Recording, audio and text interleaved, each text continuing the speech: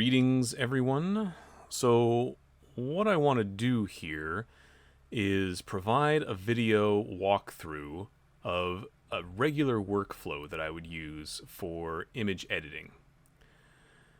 And the first thing that I want to do is show you where to drop that layer effects file that I shared on the Google group.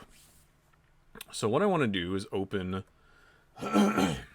Windows File Explorer, which is your folder here, and I'm going to navigate to this PC and go to my Windows C drive, and then to Program Files, and then to GIMP 2, which is the program we're using, and then I'm going to go to lib, which stands for library, and I'm going to continue on through to GIMP, which we want to edit the library of GIMP, and we're using GIMP 2.0.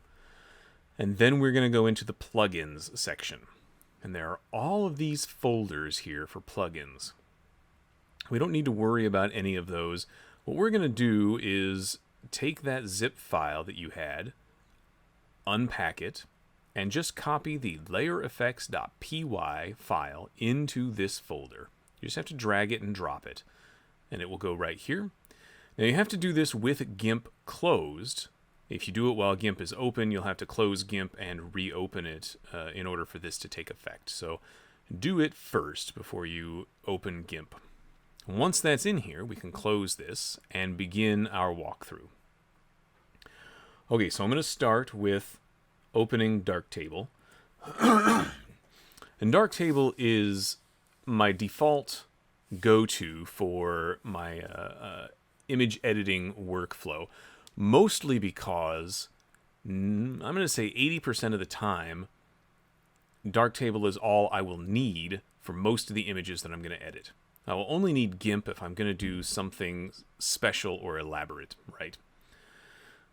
So what I want to do is look at some of these options here on the side before we get into really rolling things, just so you have an idea of what things are doing, okay?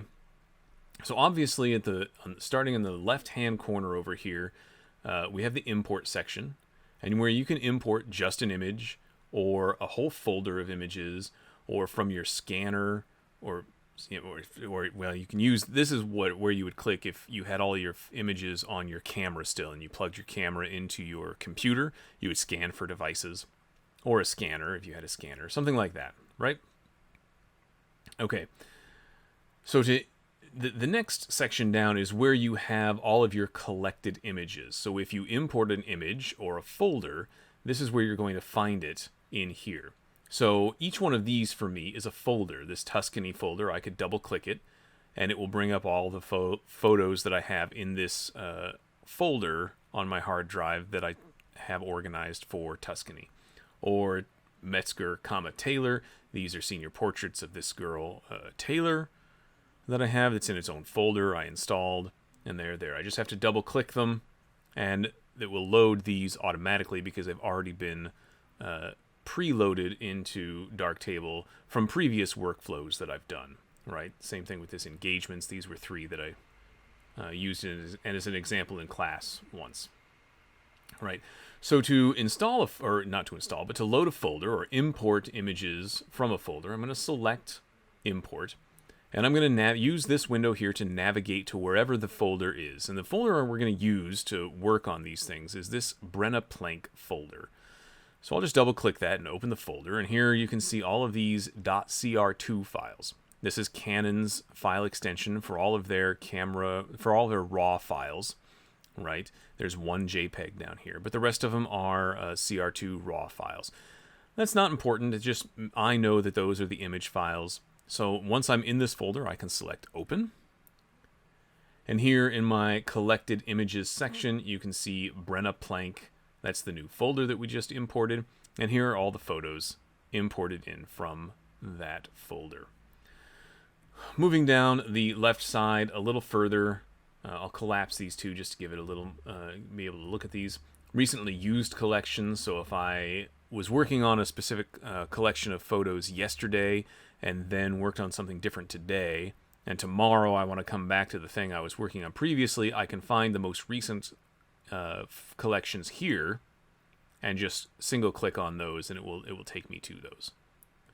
So if you have a million collections and you don't want to try to scroll through all of them, this is a faster way sometimes to find something you've recently used.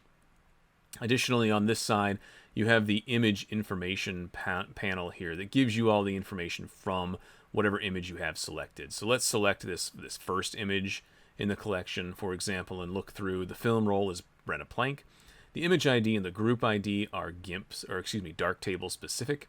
Then you have a file name, where you can find that file on your hard drive, the camera model you used, the manufacturer, the lens that you used, your aperture, your shutter speed, your ISO, not specifically your focal distance on this particular lens, but that's okay. The focal length of your lens, though, that's good. The date and time that the photo was taken, the pixel dimensions, width and height, creator, all of these things are here for you.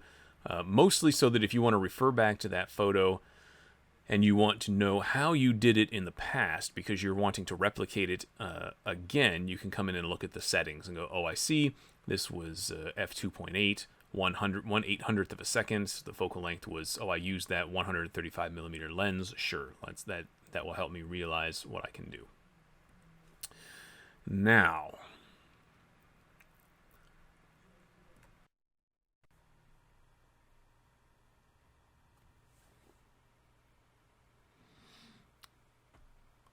on the right-hand side of Darktable, here, this column that we have where these other tabs are, there's several other options that we can look at.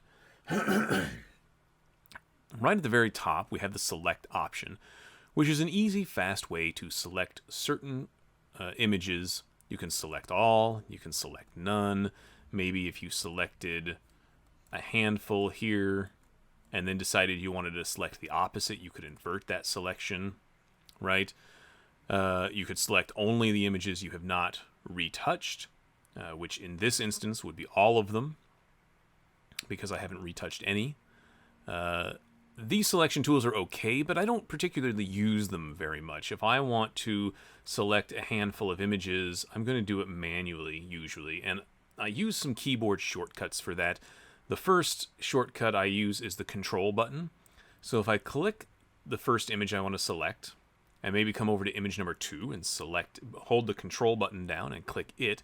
Now I've got these 2 images selected. Maybe this third image, holding the control button, I'll click it. Or a fourth image, I'll click that.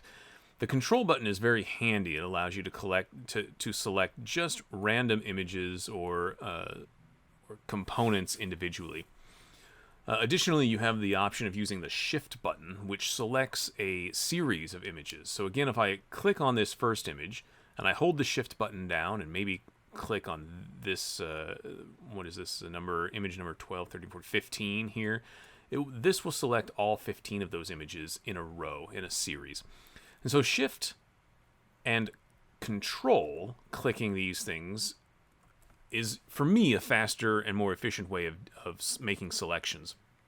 And those hotkeys, those keyboard-specific tools, isn't Darktable specific. The Shift and the Control buttons for selection, for making selections, that is Windows. It's global to Windows, so you can use that in any Windows program that you have. So like I said, I don't use this selection option very often. I tend to do it manually instead. The next group down here is selected images, and this allows you to do things with the images you've selected. Removing them from the collection, for example, sending them to the trash, which will delete them off of your hard drive, moving them to a different collection, making copies, duplicating them. We don't need to worry about creating HDR because I would never recommend anyone do that. There's other ways to handle high dynamic range that is far superior. That would be using luminosity masks, which is far more advanced than this particular lecture is worried about. You can create groups of specific images. Now again, I don't use these features because I tend to be far more organized on my hard drive, keeping images compiled into their own folders and subfolders that I don't tend to need groups. So these two these two sections here are usually something that I don't use very often. The history stack, though, is a very useful tool, which we will get into later, but what it allows you to do is select one image, copy the history stack from that image, and then select the next range of images and paste that history stack. This way, you only have to make the adjustments to one image of a series, and then you can apply that same adjustment to all of the images of that series without having to go in and do it manually. It's a very fast way of doing that, and we'll get into that a little later.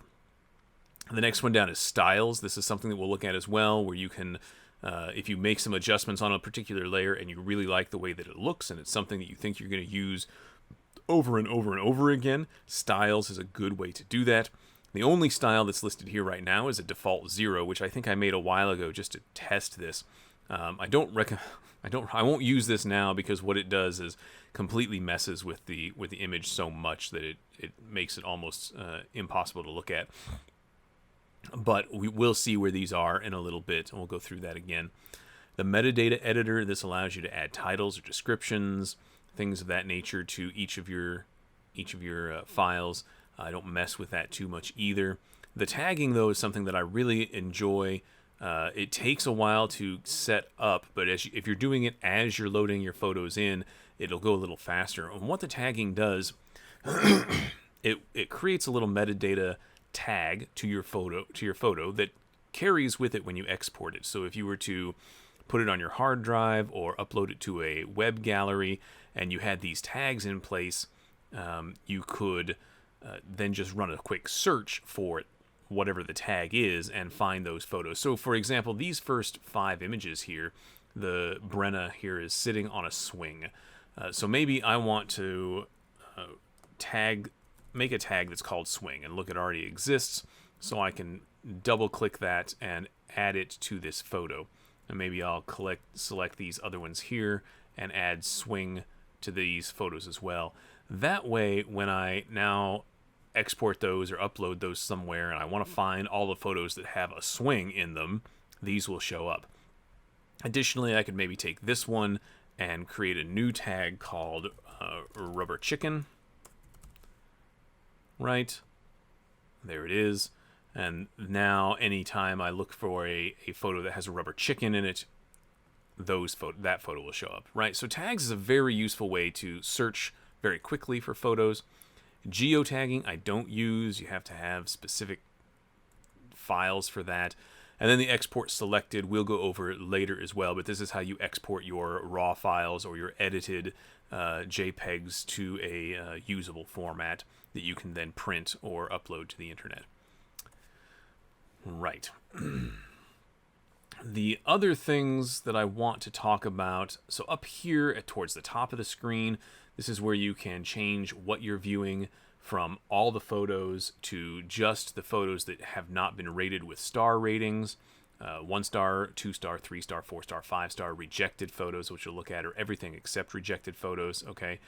You can also sort by file name, the time they were taken, what kind of rating you have. So if you want to sort them from 1 to 5 stars, you can do that. Things of that nature. And again, these are good tools to have under your belt for navigating through Darktable and finding the photos that you want to use very quickly.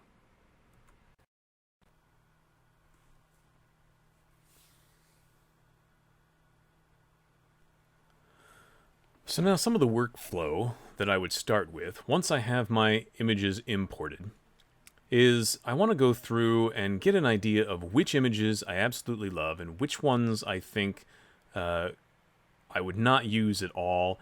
And that way I'm not having to spend my time retouching and editing images that I'm never going to use. So to start with that, the first thing that I want to do is I'm just going to select all of the images, and I'm going to come down here to the lower left-hand corner here where all these colors are and these stars are. And I'm just going to start by selecting the first star and then selecting it again. Selecting it so that it clears out all of the star ratings on here.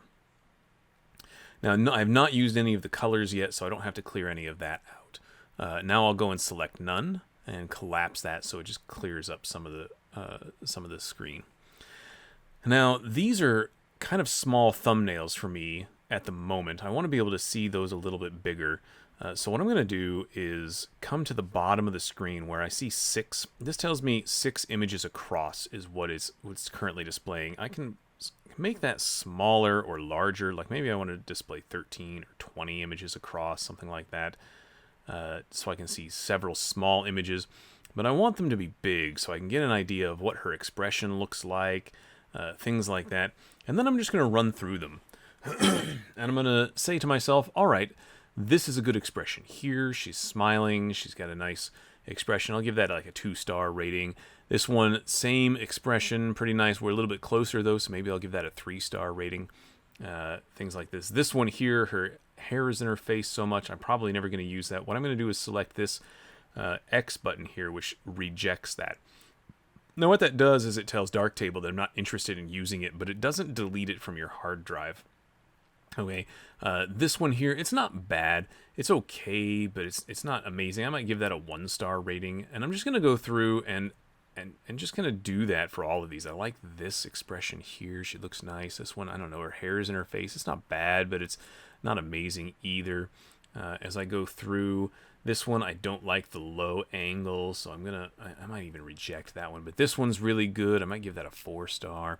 Now, see, this one here, the exposure is not amazing, right? But I like her expression. This arm looks a little thick here, and that isn't because she's thick at all or chunky. It is only because the positioning of the arm is folded in on itself, and that's an optical illusion made by the camera and the camera angle and her pose. And so she has a great smile here, though, so maybe I'm not going to be too worried about the way her arm looks. Normally, I might choose not to use that just because this big mass of skin here makes her look like she's got a big arm. I still might give that a 2-star just because it's nice. Whereas this one here, the low angle and the way that her arm looks, the elbow is almost bigger than her head, so I'm probably going to reject that. This one here, she's got a nice smile, so maybe I'll give that a 2-star, whereas this one's a little better than that previous one. I might give that a 3-star. We're coming up. She's very Jennifer Lawrence looking here with the straight smile, but this one's not a big smile. It's only okay. She's kind of scratching at a bug bite here, if I remember correctly. This little smirk grin here I kind of like. But this one here, much better. I'll give that a 4-star rating. This one's okay. It's not as good. Her head isn't tilted at the same angle. Maybe I'll give that a 1. And here I'm probably not, I don't know, that's kind of a cute picture because she's not paying attention. I might give that a 1-star and use it as a candid outtake at some point. And there we go. With like this one here, bang. Compared to this one's, or even that one, this one's probably better. This one's not bad though, so I'll give that a 3. This, I'm not, it's okay. I'm not as interested in that. This, she's just goofing off, so I'll probably never use that. Again, I give her a rubber chicken. She doesn't know exactly what to do with it. I'll reject that. And again, I'm just going through and making a judgment call for myself. What do I think some of these images, the emotional image, how does it represent her? Things of that nature. Here you can see I've edited that one at one point. Again, goofing off, things like that. They're okay. They're fun for the candids. These are with her best friend, and I probably won't use those at all. This one's okay. If I wanted to give her that with the 2 of them just for the memory of having done it. Again, this one, I kind of like this. That one I'll just reject out of hand. And as we're going through, again, I'm just making a judgment call of what I think brings out her personality, makes for a good composition, and I'm not super worried about the exposure right now, because that's what we're trying to fix is the exposure later. So I'm not super worried about that. And there I've gone and done that. Now that I have sort of gone through and selected all of those and rated them with the star rating, now I can go through and decide how I want to use the color options here at the bottom: red, yellow, green, blue, purple, white. So what I'm going to do is bring these in so I can see them all. And for me personally, I have a particular scheme that I use. You can use your own scheme, but the scheme that I use, red here, means I have done no retouching on any of these images. You can see there's a little red dot posted on each one of these. when I go through and I have done my first pass, I might select yellow to make them indicate that I've done my first pass. Or I could do green to say that, okay, they're now ready to print. Green would be like a ready to print thing for me. Maybe I've done my first pass, but some of them need some extra work in GIMP, maybe some blemish removal, or I want to do a collage with them, something like that. You just want to decide for yourself what you want these colors to represent, and then utilize them accordingly, right? And you can have all 5 colors on there, but that wouldn't really make sense. What does it all mean? So for me, what I want to do is just start with the red, and I'm going to say nothing has been retouched yet. I've just gone through and rated them and selected them as needing to be retouched, right? And that will be our next process. So now we move on to the editing portion of Darktable. Now that we've kind of got all of our images rated and selected and ready to go, so what I want to do is go to this view filter here, and I'm just going to select the 1 star. And what this does by default is sets the view to anything that's been rated 1 star or above. This is a greater than or equal to sign. You could certainly change this to less than, equal to, greater than, not equal to, etc. But I like the default because it allows me to see all of the images that I have rated to begin with. And then I can go from there. Okay, so I'm going to start just by double-clicking the first image here, right? And immediately on... No, I'm not going to do that one because I've already messed with that one, and I've had some video recording problems here over the past couple of hours here as I've been working on this. So let me choose a different one. Let's grab this one here of this chicken. I'll just double-click it. Additionally, I could come up here and have clicked on this darkroom darkroom option. If I click light table, it brings me back. If I go back to darkroom, it brings me back here. So instantly, what we have here on the left-hand side is a thumbnail of the whole image. To the right of that thumbnail is this little drop-down option, which allows us to change the zoom settings. So you could certainly zoom in quite a bit. There's a chin, there's a mouth, etc. You can make it very small and make your screen wig out. You can make it fit to screen, etc. If you wanted to have a zoom setting like 33% or 25% or 48% or something like that that wasn't listed here, you have to have a mouse with a wheel on the middle of it. And I don't have one of those, so I'll be relegated to using these, which is fine. It works for me for now. No big deal. The snapshots option here, you can certainly take a snapshot of your image, and all that's going to do is allow you to come back and look at what you've done in the past. But this isn't what I thought it was the last time we were in class. We'll get to that in a second. The next thing here is the history, and this is a history stack that tells you exactly, this is what it is called, the history stack. It tells you exactly the adjustments that you've made so far. Right now, just importing the image into Darktable, you have the original here, which you can click on, the orientation, then make sure that it's vertical. And this is artificial intelligence doing this. It's trying to make its best guess as to how the orientation should be, not specifically what is accurate for what you need. So it is possible that the orientation could be wrong, although very unlikely. This is pretty accurate. And then finally, a base curve is applied by default. And the base curve, which is right here, looks like this, and that's something that often I'm not gonna want when I'm editing a file. I'm gonna start with just the orientation here, and so I'm just gonna back the history off to orientation and forget about that base curve. So now, with orientation selected as the as the current layer or current history level, the next adjustment I'm going to do is going to erase base curve from the history, and it won't be there anymore. And that's perfectly acceptable for me. It looks a little flat right now, but I just don't like the way that the base curve makes the image look. And so another option, instead of just choosing orientation as my current history, I could leave that set it its default and turn the base curve off by selecting the power button here.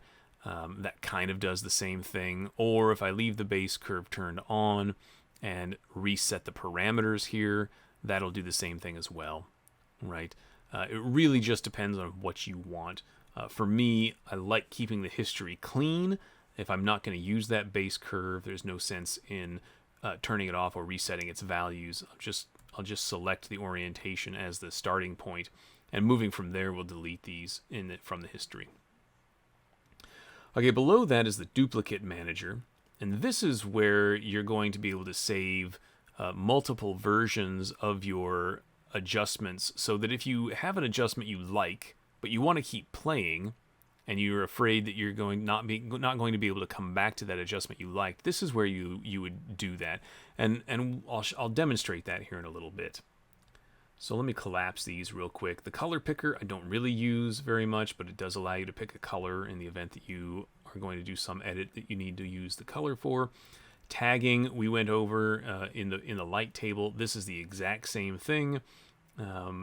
It's just in this section too. The same thing with the image information. This is the exact same information as you saw in the light table. It is just here as well, so you can look at that if you needed to. And then the mask manager, I'm not going to mess with. You can make masks within Darkroom or within Darktable, but they're harder to deal with than in GIMP, and it's a little more advanced than what we want to deal with. So for now, let's start with this area here, and then we'll move over to the right-hand side. Okay, so here on the right-hand side, the right-hand column here where we have our histogram, the first thing I want to point out is at the bottom where we have more modules. When you click on this, it gives you a list of all of the modules available in Darktable. Everything you could ever possibly use here. The thing is, you're never going to use all of these things, right? So let's, as an example, take a look at white balance. White balance is listed here in this tab called the basic group. And it's also listed here under all the modules because this is where you turn them on and off. If I select white balance once, it puts a star next to it and places the white balance in my favorites tab or favorites group. This way, if there are modules that I use over and over again, I don't have to go hunting for them in each of their separate groups. I can make them a favorite and return to them right here. If I click white balance again, you'll see that it's darkened, and which makes it look like it's highlighted or selected compared to the others. What it has actually done, though, if I return to my basic group, is remove white balance from the grouping. It's basically turned off white balance as a feature. It's not here anymore. If I click it a third time, now it's turned back on, and so on and so forth. It goes through the putting it in favorites to turning off to turning back on. Okay, and you can do that with all of the modules. So if you find that there's a module that you never use and it just is too confusing or whatever, something like, let's see, what is something that I would recommend no one really use at all? Maybe something like, well, all of these kind of have their place, but let's say scale pixels. I don't know why you would ever use scale pixels. I'm not certain what you're going to use that for. So maybe that's not something that you want to even have on. You could turn it off. It may not even be on in the first place by default. In my version of Darktable, I have all of these things turned on because I like to play with them and see what they do and try to figure out if it's something that I could use in my workflow. Most of the time it's not. For the most part, I'm pretty much going to stick with 5 or 6 different adjustments, and that's it. And that's perfectly acceptable. Within this area here, obviously you have your histogram. You have in the what looks like a power button here the features that you have to have for Darktable to run, for reading information from your photograph. These can't, well, I think you can probably make them go away, but Darktable utilizes these. I don't know that you'll ever really come in here and mess with any of this stuff too much. Where you're going to spend most of your time is either in your favorites, which I have none set up right now, or any of these other 5 groups here. Most of the time I spend my time in the basic group here. So we'll get to working with some of this here. Yeah, let's start editing. So I've had a technical difficulty and went through about a half an hour's worth of video tutorial here and then discovered none of it recorded, so I'm not entirely sure where I left off. I'm fairly certain we were going to just start doing some edits here, so let's start with that. When doing edits on a normal basis, my workflow typically starts by making sure that any line in the image that is supposed to be horizontal is horizontal, or any line that is supposed to be vertical is vertical. So in this instance, the slats on this building behind Brenna here should be horizontal, and to work with that, what I'll do is open up the crop and rotate feature and look at how these lines line up with the grid that overlays with it, and I see that they line up just fine, so there's not really an edit that I need to do there. So I can collapse that. The next thing that I'm going to do is go to white balance. White balance is always my first go-to and is sometimes the hardest one to work with. What you could do is adjust each of these sliders individually until you find something that you think looks correct. What I find a faster way of doing this is to come to the preset option, come over to where it says camera, and instead of using the camera's white balance setting, I'm going to use the spot white balance setting. This allows you to drag an area that you believe to be neutral in color. In other words, a neutral black, a neutral white, something along those lines. And use it as the basis for your white balance source. You see, I'm just trying a couple of things out here. This is looking pretty good. It's maybe making it a little bit green. That's not terrible. So I might just tweak this just a little bit. And that looks pretty good. Once my white balance is done, my next step is to adjust any exposure issues I've had. So you can see in the histogram here that the highlights end way before they should, which is making anything that is supposed to be a nice bright highlight into something middle gray or light gray, which makes them look muddy. So what I'm going to do is open the exposure module here and grab this exposure slider and just drag it up. And as I do, you can see that the histogram is moving to the right. And I can come and keep dragging it until the histogram reaches the area that about right here looks about right, where the highlights are actually starting to reach where they're supposed to be in the histogram here. And you can see that brightens up her face quite a bit, makes the whole image look a little nicer. That also tells me that I was underexposed by about a stop, a little more than a stop.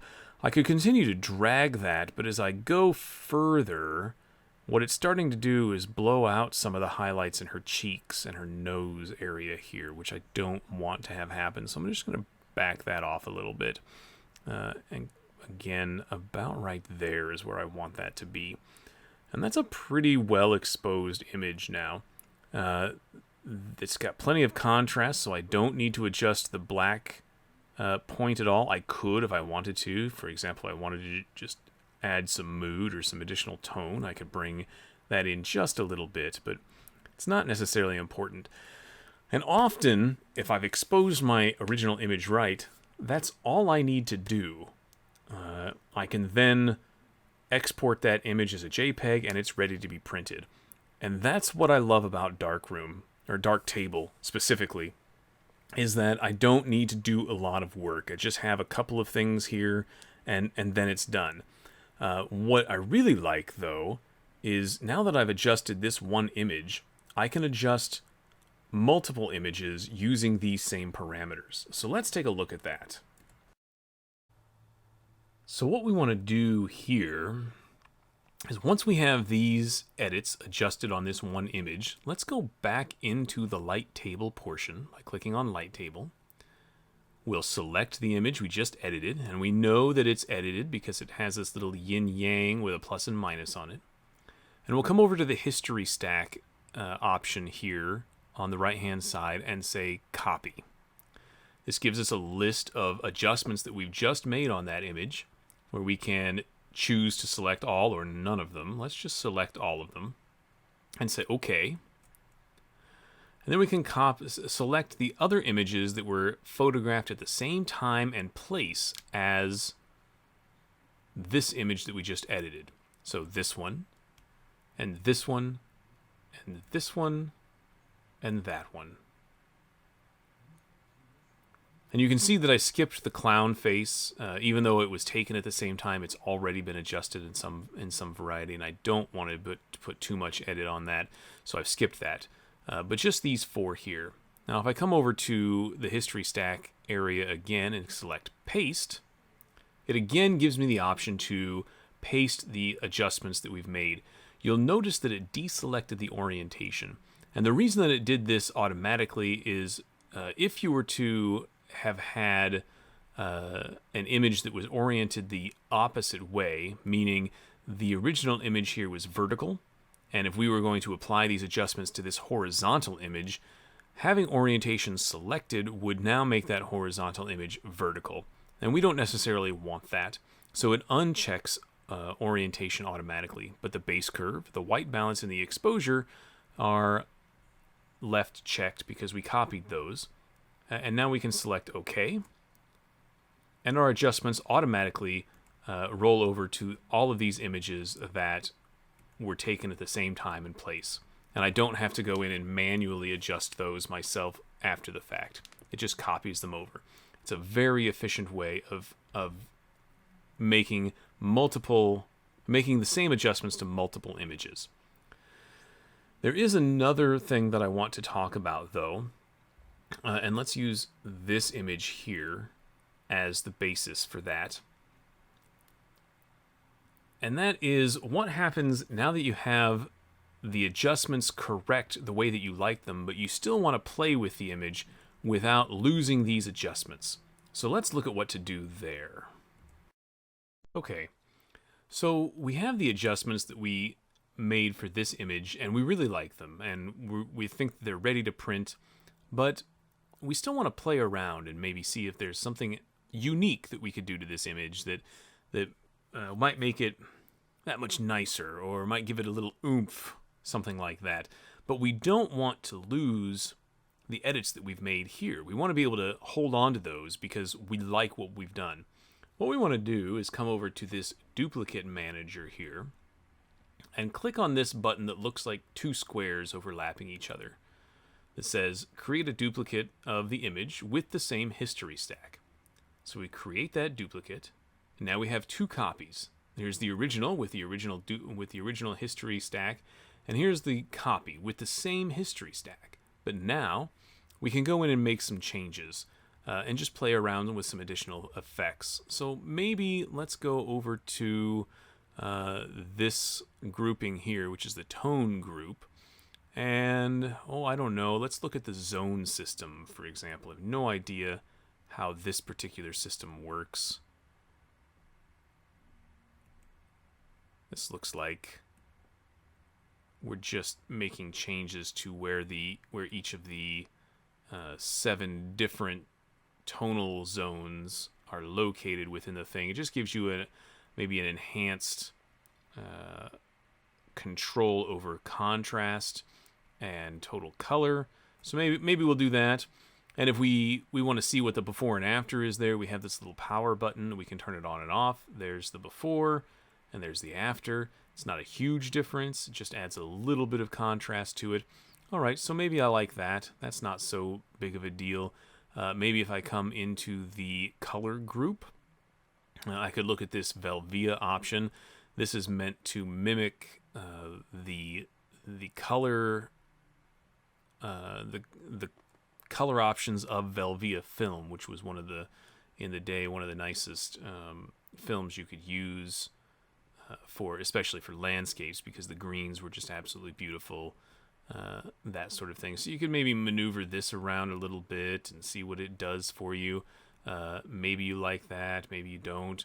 Obviously, if you don't, you could reset those values by clicking the reset button or turn the thing off altogether. That's not too bad there. Maybe instead of working with colors and enhancing the colors, I want to make it black and white. I could come to this monochrome area here.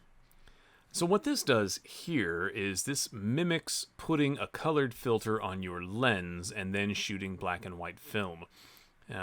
So for example, if I chose, let's come down here and just select this blue color, for example, right? What this does is it creates a black and white scale based on the color of this, as if we had this color blue filter over our lens, right? If we did it the opposite and went red, you can see there's a little bit of a difference. The red makes her skin a little paler, a little brighter. Maybe if we went to green, let's try a little darker green, blue, something. Look at how, especially the background, that building that's back there, as I move this around, look at how it changes as I move from red to green to blue, right? So it just gives you a little bit of tonal value shift as you're moving these around. Another option is you could use the color picker to select by dragging a square over the color that you want to use as the filter. That can work as well. So maybe you like that, and that's looking pretty good. When you turn that on and off and you look at it and you say, okay, well, that looks nice, but what happened to all of my highlights? You see that they've moved all the way down into the gray tones again. Well, you could certainly go back and change your exposure to adjust that, but by doing that, it might ruin sort of the tonal feel of the image for you, right?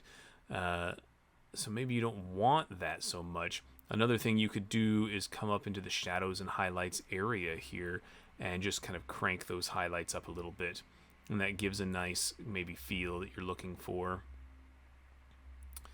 Maybe you want to bring the shadows down and sort of adjust that a little bit.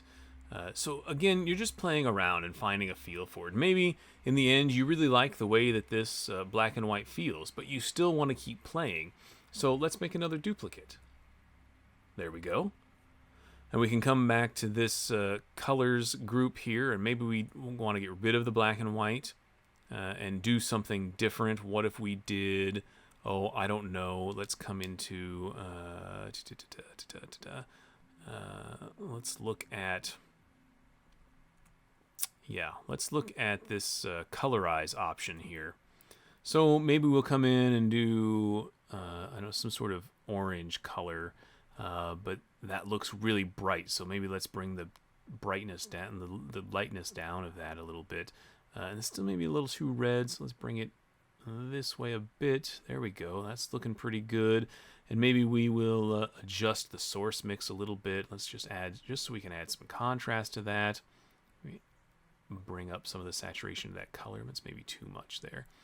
And now we have a nice sepia tone there that we can use, right? And so that's a way for you to be able to quickly make some adjustments without losing your original. Now I can double click on that original that I had and get right back to it. And there it is. Or I can go to this black and white. Oh, and that looks pretty nice. Or I can come back to the sepia. And that looks good too. I might actually increase some of the contrast there just to have a little more contrast to that. There we go. And then what's really cool is we can save some of these presets to use on any image we want. So let's look at that next. So once we have some adjustments made that we really like, and maybe these are things that we not only want to use on other images from the same group, but all of the images that we take from this point forward until the day we die, we can save some of this information. So let's take this sepia toned thing here and let's return to the light table real quick. Now as you look and I hover over these three images, right, this is the image we just edited. And this is the portion that we wanted to keep, but we wanted to continue to make changes. So we made a duplicate and made it black and white and did a couple of adjustments. And then we made a duplicate from that and made a sepia tone and made a couple of adjustments. This is all one image that hasn't duplicated the original file at all. In fact, if I were to open up this guy here, the File Explorer, and we click on the image and find it here, 5079. So if I come down and I find image 5079, here we go. There's the original file. And here is the sidecar file that goes with that image. It's the XMP file, right? And this is essentially a text file that stores all of the information inside, all of the information from the changes that we made inside Darktable, right? It just has some information here. And what that file is storing for this particular image is 3 different options for adjustments or for edits. The original we liked, the black and white, and the sepia. But let's say we like this sepia so much that we want to save it to use on this photo, which we could do by copying that history stack like we've done in the past and applying it or pasting it to this history stack, right? We could certainly do that. And there we've done it there. But let's say we want to use it on some photo, or we think we're going to want to use it on some photo we have never, we haven't even taken yet, right? I'm going to come up here and discard this history stack so that it goes back to its original. So what we want to do is create a style out of this photo here. So I can select that, and I can come down here and say, in the styles portion here, or module here, I can say create style, and let's name this sepia tone. And now I know that the portions that we are really concerned about are the brightness and the colorization, the contrast, brightness, the colorization that give that sepia tone is really the colorization that gives it that tone. But because I like the overall look to that, I'm just going to leave all of this stuff on. Honestly, we could eliminate the monochrome because it's turned off to begin with. That would maybe save some space, just save a little whatever. And I'll hit save. And now I have a sepia tone style here. So I could select this image here and double click sepia tone, and it creates that style right on that image. I could discard that again and it would go back to normal. And that discard is right there, right? Another way to do this is in the darkroom, right here where this bunch of grapes looking icon is. You could certainly click this and name it sepia tone and select the same things you wanted to select before, like deselecting monochrome, etc., and hit save. And it will tell you that a style with that name already exists, so you can't do that, but it would have been making the exact same thing, right? Well, let's do it with the black and white, for example. Let's select the black and white. We'll do this, and we'll say best black and white. There we go. I kind of like that exposure being on there. Monochrome, the Velvia, sure. All of those things. Let's just make sure that it's all on. There we go. And we'll hit save. And now it says it's saved successfully, so we'll come back to the light table here, and let's pick, I don't know, let's pick this image here, and let's just double-click Best Black and White in the styles. And now I have these styles that are saved that keep me from having to go into the darkroom and make all of these adjustments manually each time. I can just, on the fly, come over and go, okay, I think I want that one sepia tone, I think I want that one black and white, or if you have whatever other style you want to create, you can just add those on the fly and have them right there ready to go whenever. And that really helps speed up some of the adjustments and edits that you can make as you're moving forward. So then, once you've gone through and made all of your edits on all the photos that you want, the next thing to do is to export them. And let's look at that next. So now we want to export our files. And we're going to export for one of two reasons. Either we want to print the file, or we want to use the file in GIMP for additional editing. The first thing you need to do, obviously, would be to select the files you want to export. Now you could click and control-click whichever of the files you want to export, because maybe you don't want to print them all, or maybe you don't want to use them all in GIMP. And there's no sense in exporting all of them if you're not going to use them. Why take up that hard drive space? Or, of course, you could shift-click to do arrange, as we talked about earlier. But you do want to select whatever it is you're going to use. For this instance, what I'm going to do is just select all of them. Okay? And then let me collapse the history stack and the styles stack here and expand the export selected module. So the first thing I want to look at is the target storage. I want it to be file on disk.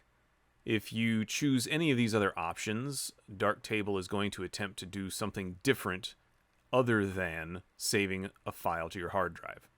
Flickr web album, for example, Google Photos. These things need to be set up ahead of time, and they're not something that I ever use, so I don't have them set up. If it's something that you want to set up, I can probably direct you to a tutorial online for that, but I don't do it. I like to keep those separate, so I will just select File on Disk. Then I need to figure out where on the hard drive I'm going to save those, so I will select Directory by clicking this button. And this here is the general Brenna Plank directory that we found the original raw files in.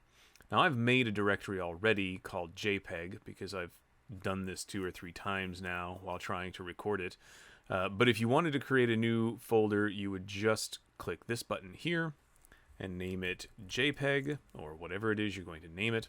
It automatically opens up in that folder, and you can select that as your output destination.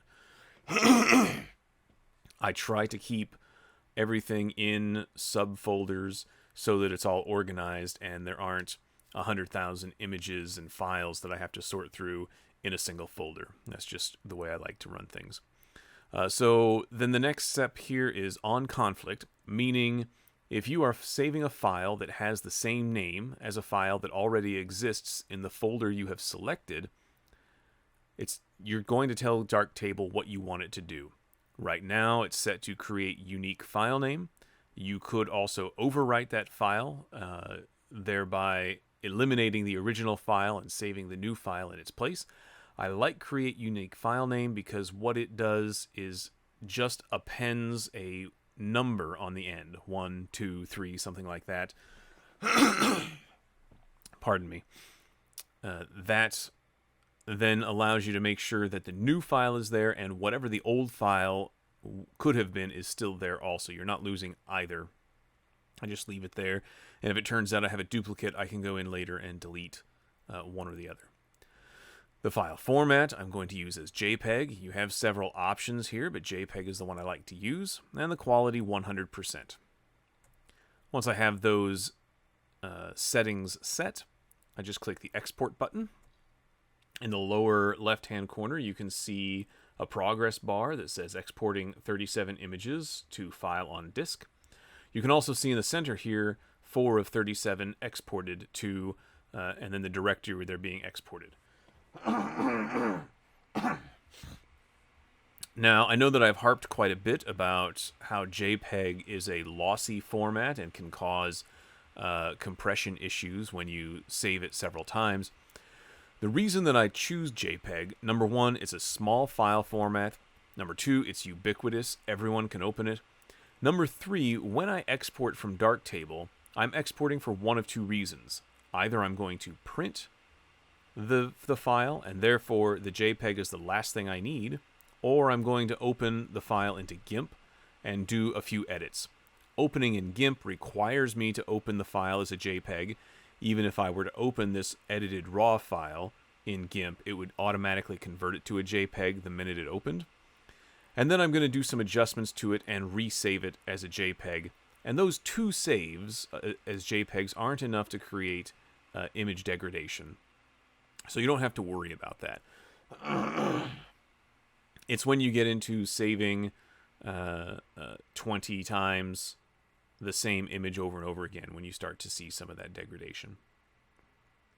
Okay, so now that all of these files have saved to the disk, I can close Darktable and we can start our work in GIMP. So let's do that next. We have successfully exported our files and are now ready to enter GIMP. So what I'll do is close Darktable out and come down here to my Start menu and click on GIMP and let GIMP load. It loads pretty quickly.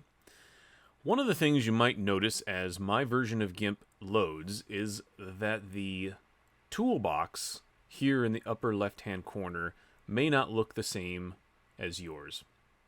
I've recently updated to the most current version of GIMP, which is version 2.10.18.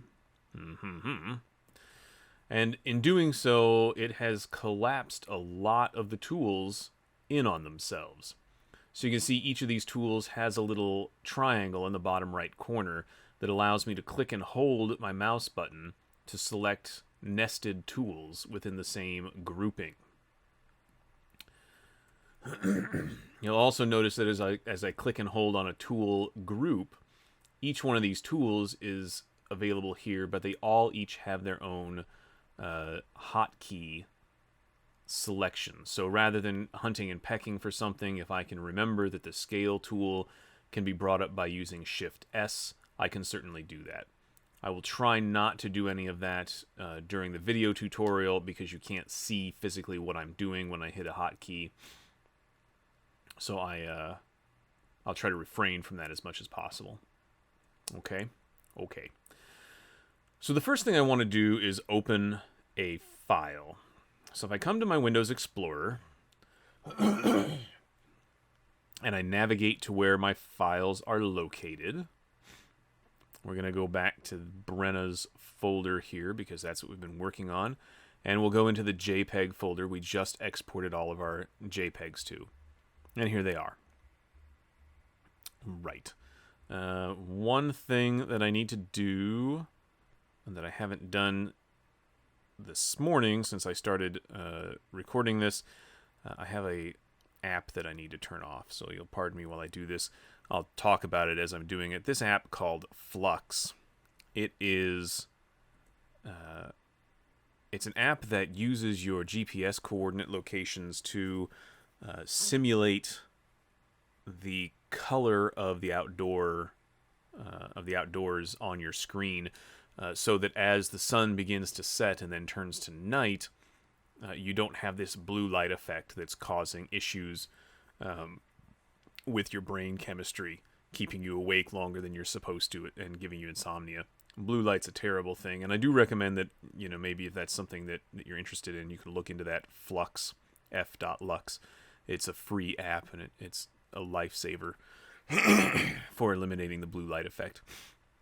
And hopefully you saw when I turned that off, my screen went from a sort of orange color to this brighter white color. But the reason I need to have it off is because we're dealing with colors, and I need the colors to be accurate.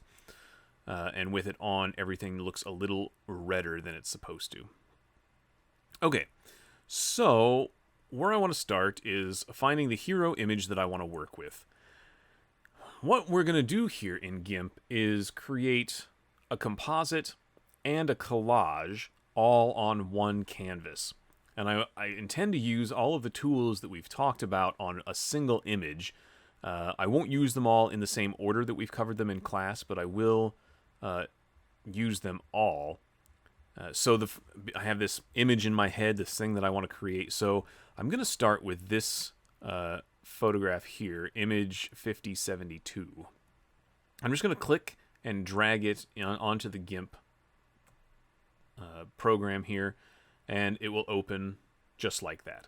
Now, had this been a raw file, it would have opened in Darktable first so that we could make adjustments and edits.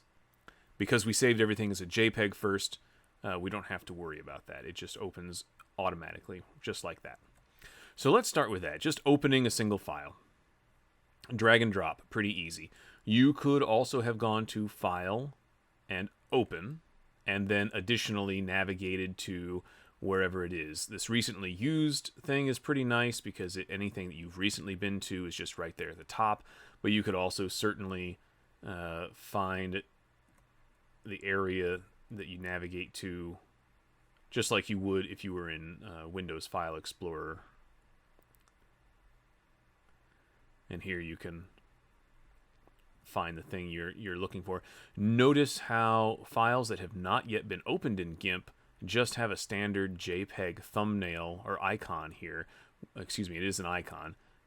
Whereas the file that I just opened in GIMP has a thumbnail of the actual image. I could click over here to generate a preview or a thumbnail, and that will help us with that. But I don't usually tend to open files this way. I like the drag and drop feature. Only if I'm going to open several files that need to be their own separate files will I do it this way. So I mean, I can just do that right now. Let me just to show you what that looks like. I'll control click a couple of files and select open. You'll see they're opening, and then you can see here at the top each of these files has their own thumbnail, and I can click between them, and they're their own separate thing. They're not layers within themselves. Within a single file, they are each 4 separate files. And what's handy about that is that if you wanted to open separate files like this using the drag and drop method, I don't think it's very possible. So for example, if I took this image here and dragged it up, it looks like I should be able to bring it to this little bar up here and drop it there so that it opens, but it doesn't actually work. Dragging and dropping in this method really only allows for layers to be created and not new files to be opened as a separate file. So there's a difference there. If you need to open several files separately, file open is your friend, or whatever it tells you there, Control O, right? Or if you just need to do a couple of layers, drag and drop is the best way to do it. Now, I just did something on my keyboard there that you may have noticed. I didn't do it with my mouse. Shifting between applications here. This is another Windows shortcut tool that I use a lot, similar to the Control click for selecting multiple files. What I'm doing here is holding the Alt button down and then pressing the Tab button. And that allows me to shift between programs that are open. Okay? If I had 20 programs open, I could just cycle through all of them. I currently have 3. GIMP, my File Explorer, and EasyVid, which is allowing me to record this video. Additionally, Control and Tab through Windows, usually, not always, clearly in GIMP, will allow you to cycle through files that are open within a single program. GIMP doesn't seem to have that feature, but for example, if you were on the web and had 5 tabs open in your web browser, Control Tab would allow you to shift to cycle through those 5 tabs without having to click each one individually. It's just a nice, quick tool to be able to navigate through things. Just a tip for you there. Okay, so we've got this file open. Why don't we next look at creating a mask for this file, because I want to replace the background.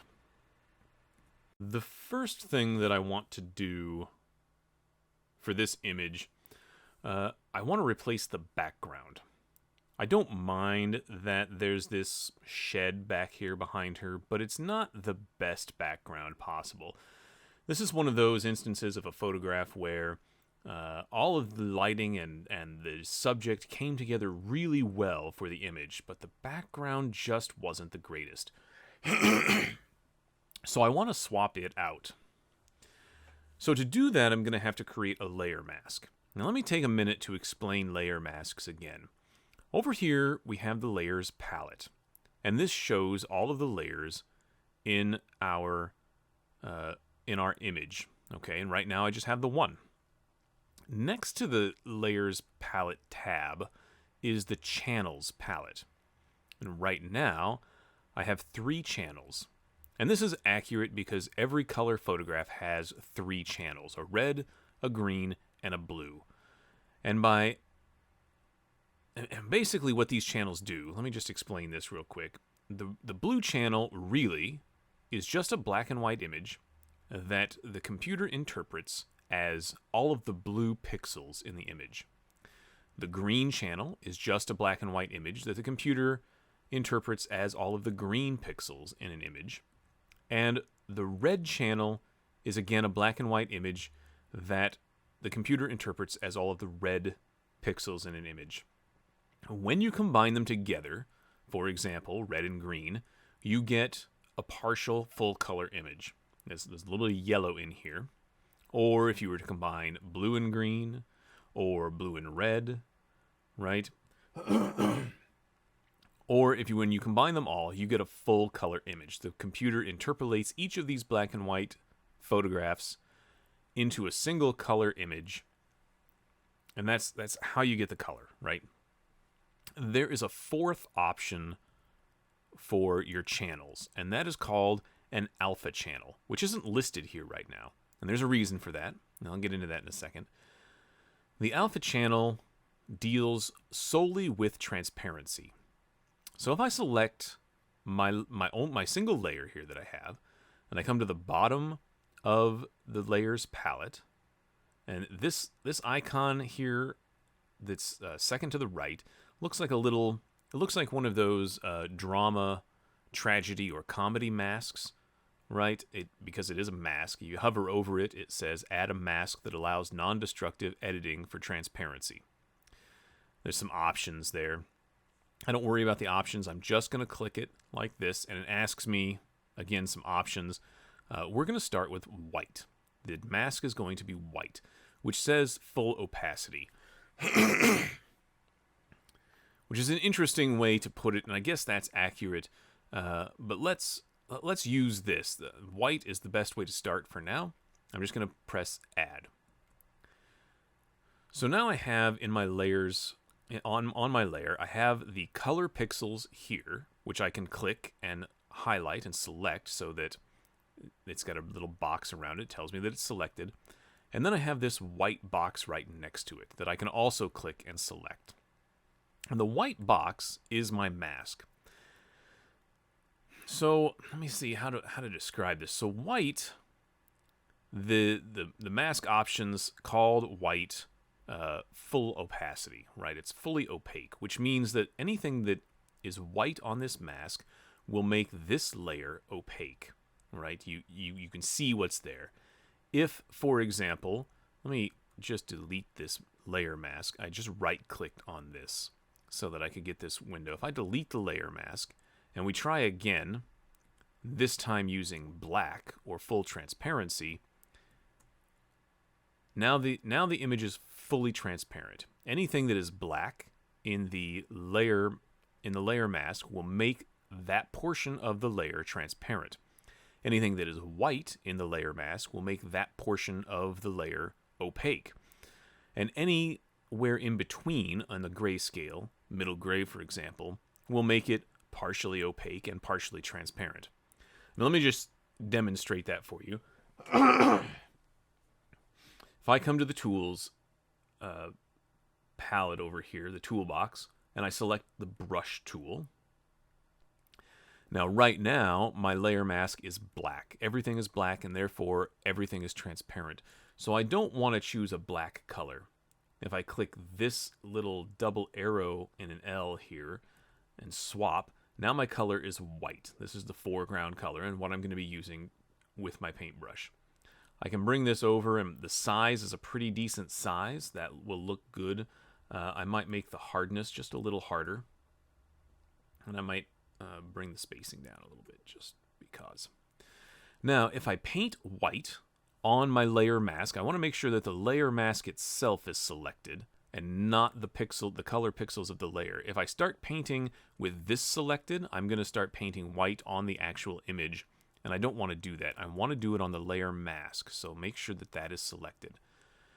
I'm just going to come over here and draw a line of pure white, and there we go.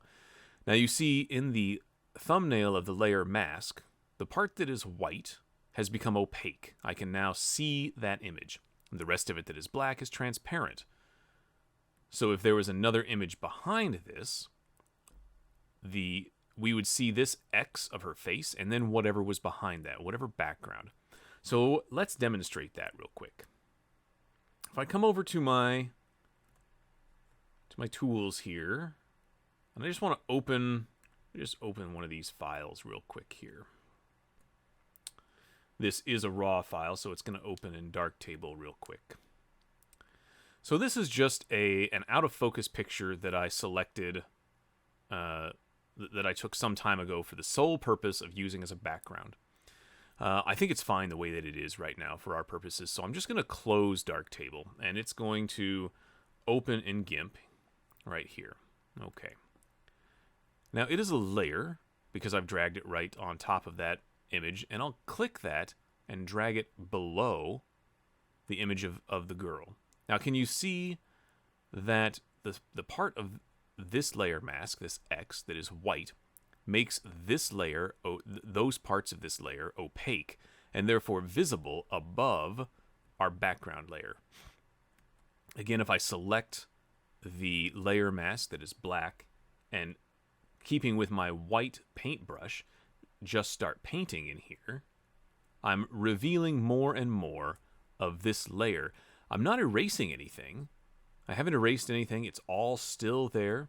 If I swap back to make black my primary color, my foreground color, and paint again on the layer mask, I'm making that layer transparent again and revealing more of the background layer underneath. Again, this isn't erasing. That image is still there. It's just hiding it temporarily. Okay? So what if I were to choose a different color for my layer mask? Well, first of all, layer masks are only black and white.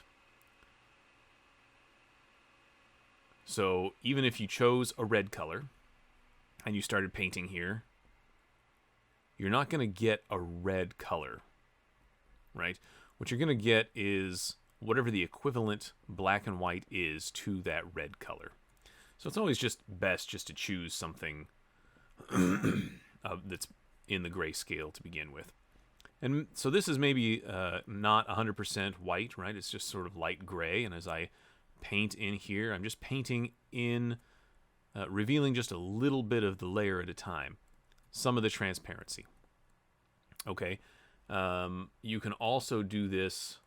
Let me use this fill bucket here and fill this back in with black to make everything. Oops. Well, that's not going to work. I'll just do it with the paintbrush then again. Just make my size bigger. So let's paint this whole thing in black again here. Black, 100%, yeah. Give that a moment. We'll just paint the whole thing in. So my layer mask is black again, meaning that the layer itself is transparent. If I come over and leave it at, leave my layer at the color at white, one would assume that I could draw and make everything fully opaque. But I can also change the opacity level of this brush to something less and start brushing in and getting the same effect I would get if I were using a light gray, for example. So there's several ways to go about doing this. Now let's go back to the channels tab here and see now we have this alpha channel. And the alpha channel relates strictly to the transparency that we had created. It will relate directly to this layer mask or the combination of all layer masks that you create. The alpha channel is literally just transparency. So that's just an idea of what a layer mask is, okay? and how we utilize a layer mask is going to be very interesting as we move forward. But let me bring this back to full black here. In fact, it might just be easier to delete this layer mask and make a new layer mask. And just to give you an example, so I want to make it white to make it fully opaque. Now, if I had accidentally clicked, had the pixels themselves highlighted instead, and I was going to start painting on this thing, thinking I was painting a layer mask, what it's going to do is actually paint on the pixels of the image itself. And now there's no way to get rid of that except for closing the file, not saving it, and starting over. You can, of course, use the edit undo portion if you've caught it quick enough, but if you haven't, you might be in trouble. So let's look at the type of layer mask that I want to use and how to create layer masks moving forward. So there's several ways to create a mask in GIMP. Let me start by just deleting this layer mask. Again, I right-clicked directly on the layer to bring this window, this menu up. They call this a context menu, by the way. And I'll just select Delete Layer Mask. So, first of all, you can create a mask from a selection. And you create a selection by using a couple of tools here. You have this rectangle select or ellipse select up here. You have this free select or scissors, foreground select here. The lasso tool free select is a pretty good one. Or you have these fuzzy select or color select, right? So let's start with maybe fuzzy select, okay? In Photoshop, we call this the magic wand tool because that's what it looks like. And what this does, there's several options here for you to play with if you want in your tool options tool here.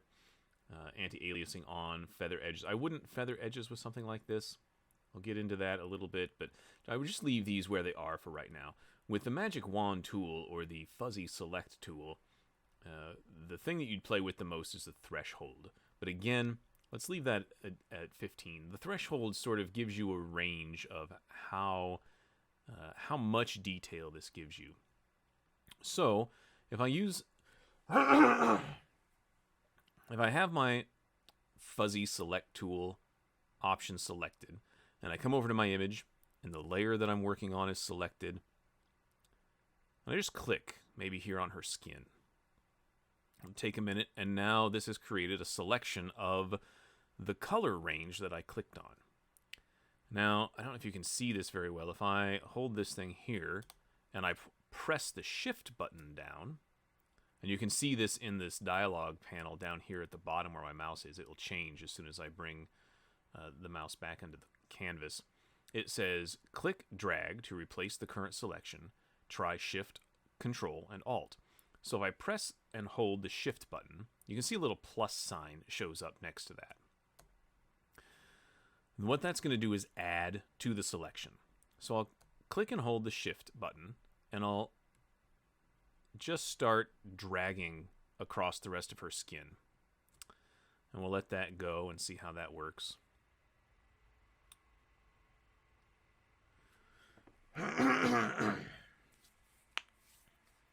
Well, it eliminated our thing altogether.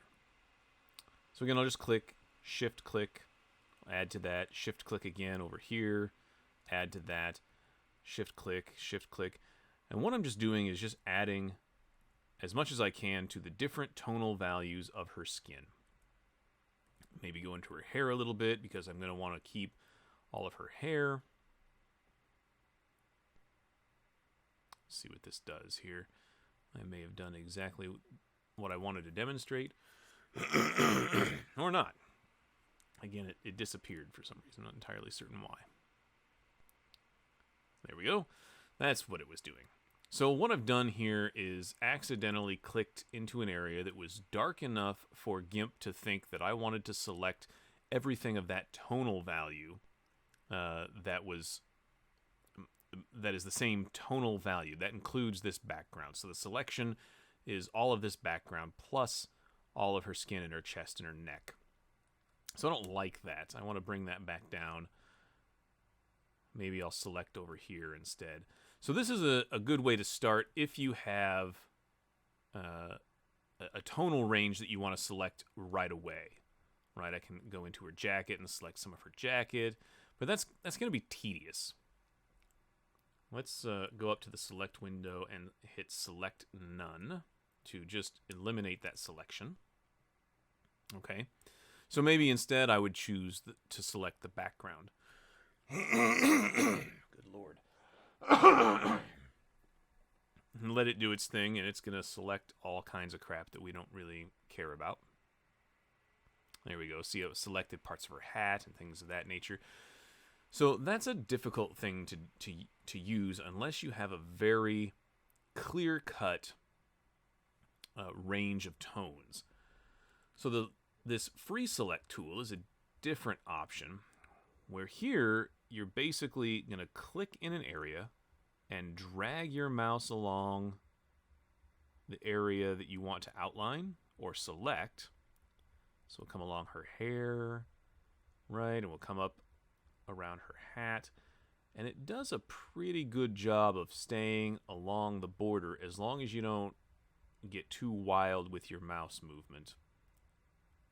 But it's not going to be perfect. You're going to have to go in and adjust this. So why are we talking about building a mask from a selection? Because oftentimes this is going to be your starting point. You want to get the gross portion of the image selected first. Create your mask from that selection. You see I'm coming outside of the frame here. And then I'm meeting back with where I started. And you can tell that by that little orange dot. And the minute I release the mouse button, it creates this selection. This is a good start for creating a layer mask. Now that I have her selected, I can, again, come over to my layer, come down to the Create Layer Mask button, click it, and now what I can do is create a mask from the selection right here. And press Add. And instantly, what it has done is taken the selection that I've made and basically told GIMP that everything inside this border needs to remain opaque on the layer, and everything outside the border can become transparent. Okay? And now what I can do is go back to Select in my menu bar here, and None. And now I close my selection.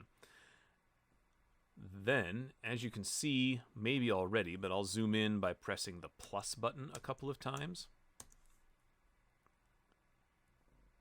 The selection wasn't the greatest, right? It's jagged. It's got some issues for sure, right? So that's something we'll have to address, and there's a couple of ways to address that. I suppose the easiest way to address that is to make sure that your layer mask is selected. Choose your brush tool. And then, let's change the size of that a little bit. Going around the edge of your opacity is at 100%. Size there, we're black. Going around the edge of your image, the part that you wanted to keep. Oh, I might need to make my hardness a little harder there. I might make the size a little smaller too. Going around the edge of the image, the parts that you want to keep, you're just going to paint away the parts that you don't want, change to white, and paint back in the parts that you want to keep until you get a smooth, solid line. Now, a very quick way of changing between your foreground color and your background color, if you're doing a layer mask like this and only working with black and white, you hover over that, it says X is the button you would use, so I can press X and shift back and forth between those very quickly as I'm painting. And this is an instance where my little pen that I have comes in handy quite well. I can paint here, and I'm going to go back and maybe fill that in a little bit. Right, and then move up, change back to black, and just start refining the edge of this selection. Doing the best I can to make as straight a line as possible. As clean. It doesn't have to be straight. Straight's not the right word. As clean a line as possible. Right. We're just filling some of that in, getting rid of some of these jaggies. Back and forth. All the way around the image. The parts that we selected. And now, you don't have to... So, for example, right, you can see the edge of the hat there. And I can get pretty close to that, but I don't have to worry about being exact on there, right? If I come in just a little bit, nobody's really going to know that I cut a part of the hat out. Okay, so don't be afraid to come in a little bit.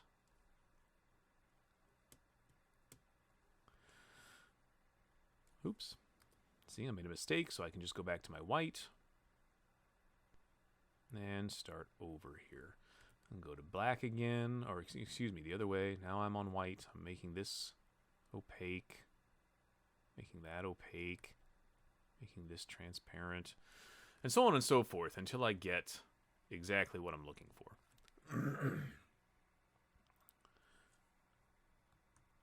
The hardest part when creating a mask like this, now here's another tool, rather than coming down to the little scroll bars here and scrolling manually, what you can do is hold down the space bar and move your mouse around, and it will move the image for you. The hardest part in creating a mask is going around hair. And you're going to have to decide for yourself how detailed you want to be, because when you look at it, look at all these little flyaways in here, right? These kind of small details become super difficult to go over. You can definitely hit the plus button several times. Change your brush size. Again, you can do that in the tool options there, or for brush sizes, you can use the bracket keys. See if I can actually get that. There we go. The left bracket makes things small. It makes the brush smaller. The right bracket makes them bigger. Right. So you could certainly make your brush smaller and try to go through every single one of these hairs if you wanted to, or if you didn't need to go through that much detail, right? That's up to you. You know, maybe you'd want to change the opacity of the brush to maybe not, you know, maybe just go over a little bit of the hair here so it's still roughly there, but not 100%. That can sometimes work. That kind of thing is up to you. But in the end, what we want is a mask that allows for her to be fully visible while also having the background layer come through. So we replace the background of the shed, which hopefully if I right click here, I can click disable layer mask real quick and see here's the original shed background, and now here's the new background. And it looks okay. It's not perfect, and I'll explain that in a minute. It's not perfect. I did say, though, we were going to talk about feathering real quick. So feathering with a mask, what that means is having a non-hard edge. So let's, just as an example, real quick, come in here to... Oh, no, that's not what I want. Brush tool. When you... Oh, man, look at me go. I'm all over the place here. So when you create... When you paint with the brush tool and your hardness is set to very soft, can you see how it sort of gradually fades from being where you want it to right? Let's actually here. Let me create a new layer and fill it with white just to.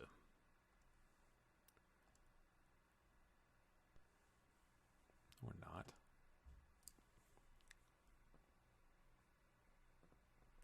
Man.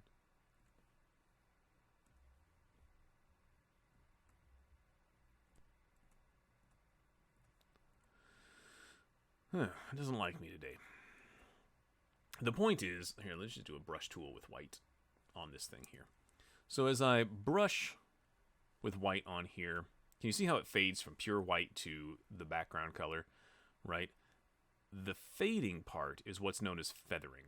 And you can do that with a selection, and it can sometimes work to your advantage. But usually what I find is that feathering a selection with these tools isn't the best way of going about it. Maybe you can do that with, say, like an ellipse tool, right? If we feathered the edges and we made this ellipse here and then painted inside of it, hopefully what we see is...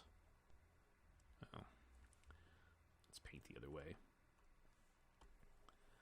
Hopefully what you see is that the edge isn't 100% hard. It's got some softness to it. And that's what a feathered selection does. The thing is, though, that you can't really... if you click this, you can click feather edges, but you don't really have much of an option as to how much to feather those edges. And so what I like to do is have a hard edge first and then refine it with my paintbrush later so I can manually adjust those feathered edges. Okay, so the next bit we want to talk about is how to match her with the background as far as lighting and color is concerned. So let me clean up this mask, and I won't do that on camera, but let me clean up this mask and then we'll go from there. So I've gone ahead and cleaned up the layer mask, and to the best of my ability, as quickly as I could. And as I zoom in here, again, I'm just going to press the plus button to zoom in.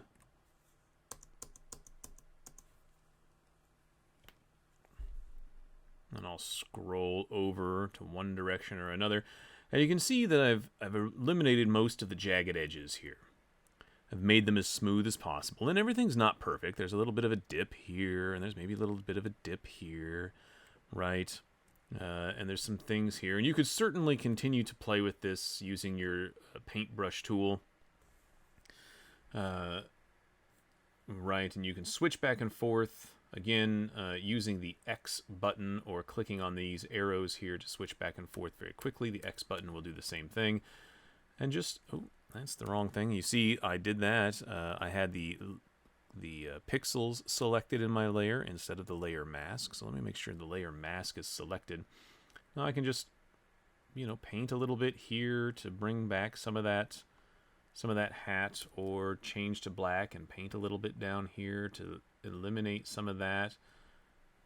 As I see fit. Just, whatever works for you, make it work for you. And don't feel like you have to spend a million years on this. I could certainly sit here and spend days tweaking this mask to make it perfect so that I eliminate all those ripples in this hat, for example. But you don't necessarily have to do that. Once the thing is printed or even online, I don't think that anybody's going to see this. What I'm doing here, moving the screen around like this, I'm just holding the spacebar button and dragging my mouse around.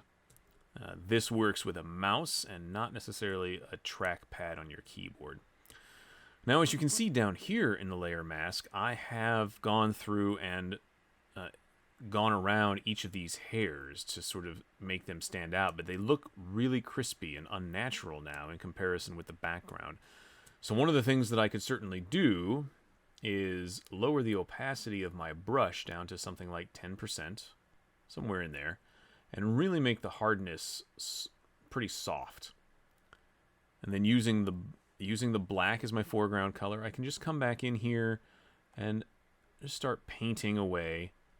And what I'm doing then is I'm not eliminating them completely, just making the mask itself a little fuzzy, a little less sharp in these areas, which allow it to... Oh, see, now I went too far. Look how pale it looks there. So I'm going to Control Z to undo those last few brush strokes. This is where you get into trouble because you only have so much of a history that you can go back around to. So maybe I'll change the size again. And you can also change the size by using the bracket buttons. The left bracket will make it smaller. The right bracket will make it larger. Maybe I'll just change that size just a little bit so I can get in a little closer without overlapping the main body of her hair there. And I'm just softening up the hard edges of these flyaways, just to make it look a little more natural with the background. It doesn't have to be 100% perfect, right? But the hair certainly wouldn't stand out that much when you get into the full, you know, it would blend in with that background a little more, I guess is what I'm saying. So you just kind of want to look at those things.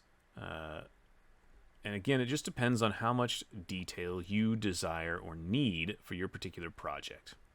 Okay? And maybe I'll come to the other side and see, oh yeah, really hard, ugly looking, crispy is what I think the term would be. Very crispy looking. So I'll just come in and maybe eliminate some of that there. And maybe I'll switch to white because it looks kind of like this area here maybe wants to be a part of the image. It's kind of starting to look muddy though, so maybe not. And again, you're just playing with it. I don't really know. This is the art portion of editing your images and making things what you want them to be. You just play and you don't worry so much about making it work or screwing something up, because you can always just go back by you changing the color of your changing your brush color from either black to white, changing the opacity, making things darker or lighter as you see fit. Okay, so maybe that's good enough. And I'll press the minus key a couple of times just to zoom out here. And that's looking pretty good. Now, a couple of things that I want to adjust before I say that the composite portion is good is this shadow here on the right side of her of the image here, which would be her left shoulder. It doesn't quite match the rest of the background. What the background tells me is that there's all kinds of light from this bright daylight, even if she's in the shadow of a tree. There's all kinds of light, so you would have light bouncing around in here that would fill up this dark shadow. So the way that I'm going to go, that I'm going to get around that is by making her a little bit larger. So I'll come over to my tools palette, and in the transform section of the tools, I'll select the scale tool, and then I will click on her, and it will bring up my scale options, the little corners here. And all I'm going to do is click in the corner and drag down until that shadow is mostly gone. Once I have that, I'm just going to accept it by clicking on the scale button here, and it'll take a minute to do its actual scaling. And it does take just a second to finalize that.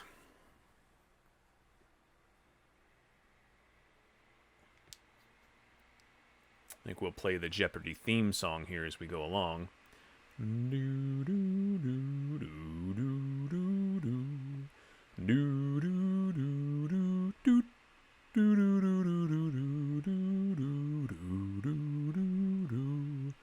Bum, ba-dum, bum, bum, bum, bum, bum, bum. Aw, it took longer than the Jeopardy theme song. There he goes. Okay. So now that looks pretty decent. I don't necessarily like the way that it's cropped off the bottom here, so what I can do is select the Move tool here, click on my layer, and just drag it straight up. This does a couple of things for me. Number one, it fills the frame more, but also it helps to maintain the origin of the image. The original feel of the image. It shows more of that, more of the image there. So now I kind of like this. I would say that the composite is almost done. The last thing I want to do is try to balance the tone of the background with her tone. You can still see there's some pretty, where there are shadows, they're still pretty dark under her neck here, from her chin, on the cheeks here in the corners of the arms of this jacket. The shadows are still pretty dark, which wouldn't be the case with this kind of a background. So what I'm going to do is duplicate this layer, and I right-clicked on the layer to bring up this context menu, and I'm going to select Duplicate Layer. You could also find that by going to the menu bar here and selecting layer, duplicate layer, or Control-Shift-D. Now that the layer is duplicated, what I want to do is go to Colors and Shadows and Highlights. Because really what I want to affect is the shadows. I want to really leave the highlights alone for the most part, but I think the shadows are too dark for what the background is offering us. So in the Shadows and Highlights section, I'm going to go to the Shadows portion, find that, and just click and drag it up until I think that the shadows match closer to what I think the rest of the image should look like. And that's pretty close. I think maybe just bring that down just a little because it was affecting her face too much. And I kind of like that. That looks pretty good. Yeah. Yeah, that looks all right. Once I have that done, I'm just going to accept it by clicking OK. And it'll do its thing. And there we go. Now, the reason I made a duplicate of that layer is so that I wasn't affecting the original. In the event that I decide that this adjustment is something that I don't like, I can always go back to the original and have it. But now that I have the original here, I think I'm going to lock it in place. I'm going to click this to lock the pixels so you can't paint on it. I'll click this one to lock the position and size so you can't move it or scale it. And I'll click this one to lock the alpha channel or the transparency. And what that means is you can't change the mask as well. And now that it's all locked in place, I can hide it by clicking the eyeball icon. Okay. Right. So now I'll unhide our duplicate here. Maybe I'll just rename these real quick. Original. And I'm double clicking on these to lightened shadows. I'm double clicking on them to change their name. Okay. Let's make this background. And there we go. That is looking pretty good. Pretty good indeed. So the next thing we want to do is maybe go in and touch up some of the blemishes or other things that are maybe a distraction in the image. So let's look at that next. So we have our image, our composite created. We've replaced the background of that ugly shed with this background of sort of a forest scene, lake, what have you. Right. So one of the things that I did want to point out before we get into removing blemishes and other distractors is you can temporarily disable your layer mask by right-clicking on the layer mask itself and coming up here to Disable Layer Mask. And that will give you an option to see the original background or whatever it was that you're masking out of your layer. Just clicking it again will bring the layer mask back. Okay. Now, if you were curious, what you could also do is show the layer mask, and there you'll see the black and white version of the mask itself. Hide that again, and now you see the pixels that you're using. Okay, so the next thing we want to do is eliminate some of the distracting elements of the scene, of the image, right? And again, I don't want to, now that I've lightened the shadows of this, I don't want to affect this this stage of things where I'm at. So I want to duplicate this layer again. I will take the original layer and lock all of its attributes and hide it so that we can't see it. And I'll come back up here to the duplicate layer, and I'll rename it Blemish Removal. Now, this is one of the detractors that I have, that GIMP has, the thing that I'm not much of a fan of, and I can't find a decent workaround that is an equivalent to Photoshop. In Photoshop, we wouldn't have to make all of these duplicate layers. Each one of these duplicate layers adds to the file size that GIMP is using when you're using this image, right? You're just basically, this is making it double what it was, and now this is triple what it was, because you're just adding to it and adding to it and adding to it. Whereas in Photoshop, what you could do is add a transparent layer and work on it instead. Or when you're doing this lightened shadows, you just have a layer well, I can show it later, but it's just a like a widget basically that comes in here that has 0 pixels to it, so it doesn't add to the file size. This is the best that GIMP can do right now, and we can't blame them for that because it is a free program, and lots of people put lots of hours into it. Trying to figure some of those things out are pretty difficult. So what I want to do is I'm going to come in. I'm just going to press the plus button a few times until I get to a point where I think I'm pretty happy with the size. It's an area that I can work on pretty well. That just happens to be 100% at the moment. So I'll hold down the shift button and just move my mouse around a little bit. I'm actually using a pen, but it would work the same with a mouse. And then I'm going to come over here to the these tools here, the clone tool, the perspective clone tool, and the healing tool. And really, I like the healing tool the best because it offers some better blending options. So in the options for the healing tool, down here in the tool options, I want to keep my opacity to 100%. I don't need it right now to be less than that, although there is a call for that if you're just trying to. Well, I'll show you some of that. The size I think is okay right now. The hardness, I kind of want middle to soft hardness just to keep the edges from being too noticeable. If I make the hardness 100%, for example, and come in here and select my source and then do come on, it's gonna hate me here.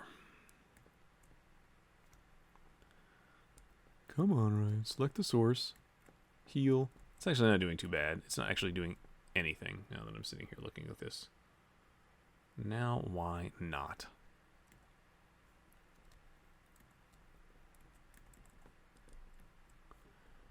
All right, Ryan. You'd think that I would have this figured out by now. Clearly not. Can I do anything? Can I draw on this? No, I can't draw on that either. What the hell?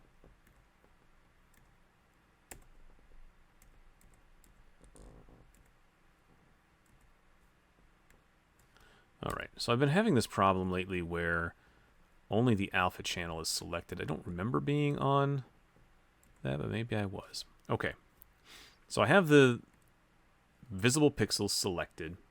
I come back to my tool, pick the clone tool just for now, and I select a source, and I click here. With the hardness set to 100%, you can definitely see that it's been manipulated. Obviously, the colors are different too, but with the hardness at 100%, it's just way too noticeable. So I like to keep my hardness at 50%. Now, that problem that I had earlier was likely because I was just working on the layer mask and not on the pixels. But if you find that you are not affecting any of the pixels and you can't understand why, sometimes coming to the Channels tab and making sure that the color channels are actually selected, that being dark like this, light like this means they're not selected. Making them dark makes them selected. I don't know why some of them have been coming out not selected, but it has been. Anyway, let's continue. I'm going to choose the heal tool. Again, I'm going to bring the hardness down to just below 50%, somewhere in there. I like this size, and that's kind of where I'm going to sit with it. So use the control button. It says down here in the dialog window, control click to set a new healing source. So I'm going to select the control button and find a source that matches sort of the color area and the tonal area of what I want to affect. And I think some of these little white spots in her hat are a little bit distracting. So I'm going to hold the control button, and I'm going to click in a spot to set a source. So it's going to pull from these pixels here inside that circle. And then I'm just going to click right there, right there, right there. We're just going to touch them up. We're just going to eliminate some of those white specks, right? There we go. And you'll notice I'm not having to change my source too much, but if I get close to the edge, that might cause us some problems. You see it's kind of changing the color a little bit, so I might need to select a source that's closer to the edge We'll select the source there. We'll get rid of those. Get rid of those. Let's get rid of that guy. Let's see. I think I want to select the source here and maybe do this. See, now that made those, the lines there a little bit wonky. So if I look correctly, the dot is right on a ridge. So I'm going to put the center of my selection right on a ridge here. If I can steady my hand a little bit and then go there. That's a little better. Let's try it again. There we go. Okay. And I'm just going to move across the image this way, finding those little sources of just distraction points, basically, and getting rid of those. Control clicking to set a new source when I feel like I need to, or not. We'll just get rid of that. I know that that's a natural hair, and it's probably part of the image there, but get rid of that. It could be because it's distracting. Now, when you get into someone's face and you're doing this type of editing, you really want to be careful. You don't want to eliminate her freckles, for instance, because that's a natural part of who she is. This thing here might be a mole, so you might want to keep that, but it might also be a blemish. This up here could be a blemish. So you just kind of want to be a little careful, a little more selective about what you're doing, making sure that you're not eliminating something that is the person's personality. Right, but certainly maybe this hair could go away. I'll just kind of come up through there and just eliminate some of that. And again, I'm just tapping the control button to select a new point. Control, tap, there's my new source. Control, tap, there's my new source, and maybe we'll get rid of this. And again, I'm just tapping the target area to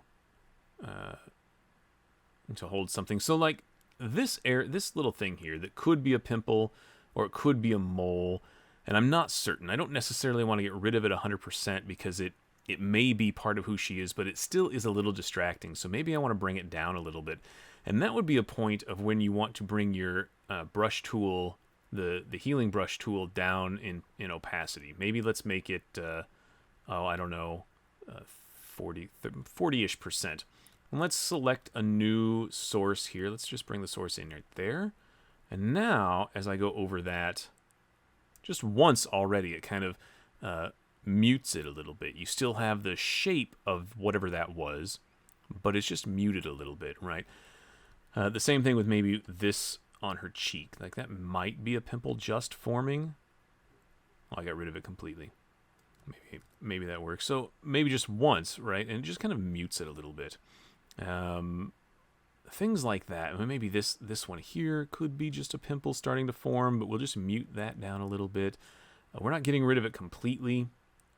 We're just kind of softening it, right? And this process could take a little bit of time, especially if you're going over every little detail of the photo, right? And what's nice about having the brush at a lower opacity is even though it's softening it the first time you hit it, if you hit it a second time or a third time, you've basically created a 100% opacity thing there, right? It mimics as if you had the brush set at 100%. So that's not a bad deal. So there's just some little hairs on her chin, and you don't, I mean, people are sensitive about that. You don't necessarily want to eliminate everything and make it look completely fake, but you just want to get rid of the distractions. Something that someone would say, oh, can you get rid of that? That's just distracting. So I'll come in and maybe get rid of this hair that's just floating in here, right? That's not bad there. Okay. So I don't mind the hair that's here, but this looks kind of like a bug bite that has just been scratched a little bit. It's just a little red. So I'm going to try to get rid of some of that as well.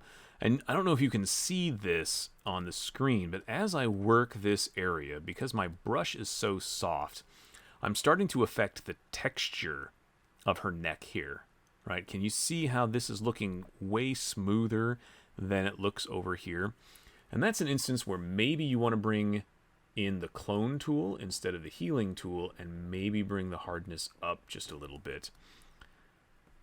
With the clone tool, it's a little harder to use because you want to make sure not only are your, is the texture correct, but you also have to make sure that the colors and the tone are correct, because it's not going to affect the area in the same way. You see how that changes things? Maybe I'll go back again to the healing tool, select this area. My hardness is a little harder. That might help me bring back some of that texture. Maybe. Yeah, that's looking okay.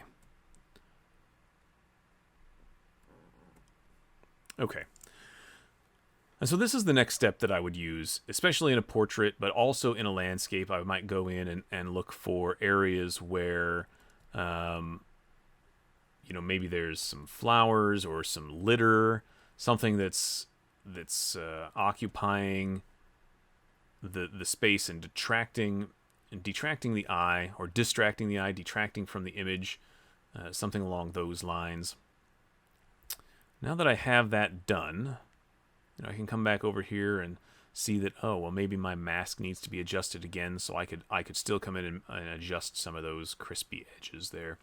But that's pretty good. Oops, let me just hit the minus key a couple of times to zoom out.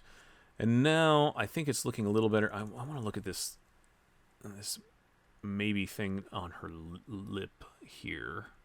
And let's maybe just tone that down a little bit. Does that work? Or maybe I should right here. No. Yeah, it's okay. There's just, sometimes you just, maybe that's all right. Let's come up here. There we go. Okay. And that's pretty good.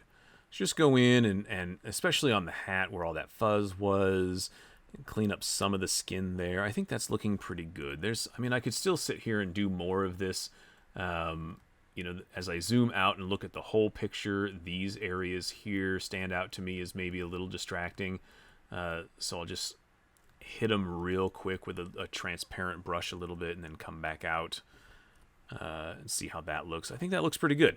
So that's sort of the healing tool, the clone tool. What you're doing is just touching up some of the areas that are distracting. Okay. So after this, I might look at, especially for a portrait, I might look at eyes and teeth next. So let's kind of take a look at that. On a portrait like this, after I've done the color adjustments and the exposure adjustments and done a little blemish removal, we're getting close to being where you want to be. There's just two more things that I would maybe change for a portrait like this, and these techniques can be applied to wildlife photography and landscapes as well. And I might show that after a little bit, but let me just zoom in here to her teeth, right? And what I'm going to do is create a new layer and just call this Whiten Teeth. So a lot of the time, especially in portraits, people don't like to smile because they're afraid that their teeth look ugly. Now, Brenna here has some pretty nice looking teeth. They're pretty straight. They're not very well stained. Of course, she's young, so she hasn't had any nicotine or coffee to deal with any of that. What I'm going to start with, though, is just grabbing my brush tool and making a white color here. I'm going to leave the size fairly small and the hardness fairly small as well. But I'm going to bring the opacity of the brush tool all the way to 100%. And then I'm just going to start painting on her teeth. And it's going to look really ugly. And you're going to think, what the hell is the deal here? What are you doing, Ryan? And the reason that I want it to look this ugly to start is so I can actually see what I'm doing. If I were to apply the effect first, which you can do, and I'll show that afterwards, it may be more difficult to make sure that you're actually filling in all the areas that you want to fill in. So what I'm doing, I'm just coming in here and making sure that her teeth are nice and nuclear white. I might make my brush just a little bigger here so I can speed up the process. It doesn't need to be perfect, but it should be pretty close. So we're just filling in the teeth, making them white, so white that nobody would ever think that they were natural, and that's okay. This is sort of a Bob Ross kind of moment where Bob, if you did this as a kid, I did. Growing up as a kid, I watched Bob Ross every day after school, and ultimately he would do something in the middle of a painting, and you would go, "What? Bob, you just messed the whole thing up. There's no way you can recover," and he always did. Part of it, I'm sure, as this is, he knew what he was doing and had an idea in his mind ahead of time, and a part of it is probably just skill and his lack of fear of making a mistake. And that's kind of what this is too. I know what's going to happen here, so I'm pretty confident in what's going on, but I'm also working with a software that allows me to edit non-destructively. So if I decide I don't like this effect, I can simply delete the layer and no harm has been done. All right. So this is where we're going to get into layer modes. Now, we sort of touched on this in class once, but it was a little bit confusing. So here, where in the layers palette, where it says mode, right now it's set to normal. And what that means is that the pixels are normal. What you see as white is white, and it's pure white, and it looks ugly, and we get that. What I want to do, though, is click on the down caret there and scroll all the way down to HSL color. And this means hue, saturation, luminosity, color. I'm going to click that, and what that's going to do is change the color of the teeth, the color of the underlying layer, to whatever color is on top. So for example, if I were to have done the same thing with red over her lips, it's changing the color of her lips a brighter color of red. Now that's unnatural, and I wouldn't ever try to add lipstick to somebody who wasn't already wearing lipstick, at least in this fashion. But one of the things you might notice is maybe that doesn't quite look natural. It doesn't look bad, but maybe it doesn't look natural. So what you can do is make sure that your whitened teeth layer is selected, and you can just change the opacity of that layer. Right, so if I brought it all the way down here, there's not much of a change. If I bring it up to maybe 68%, that's pretty good.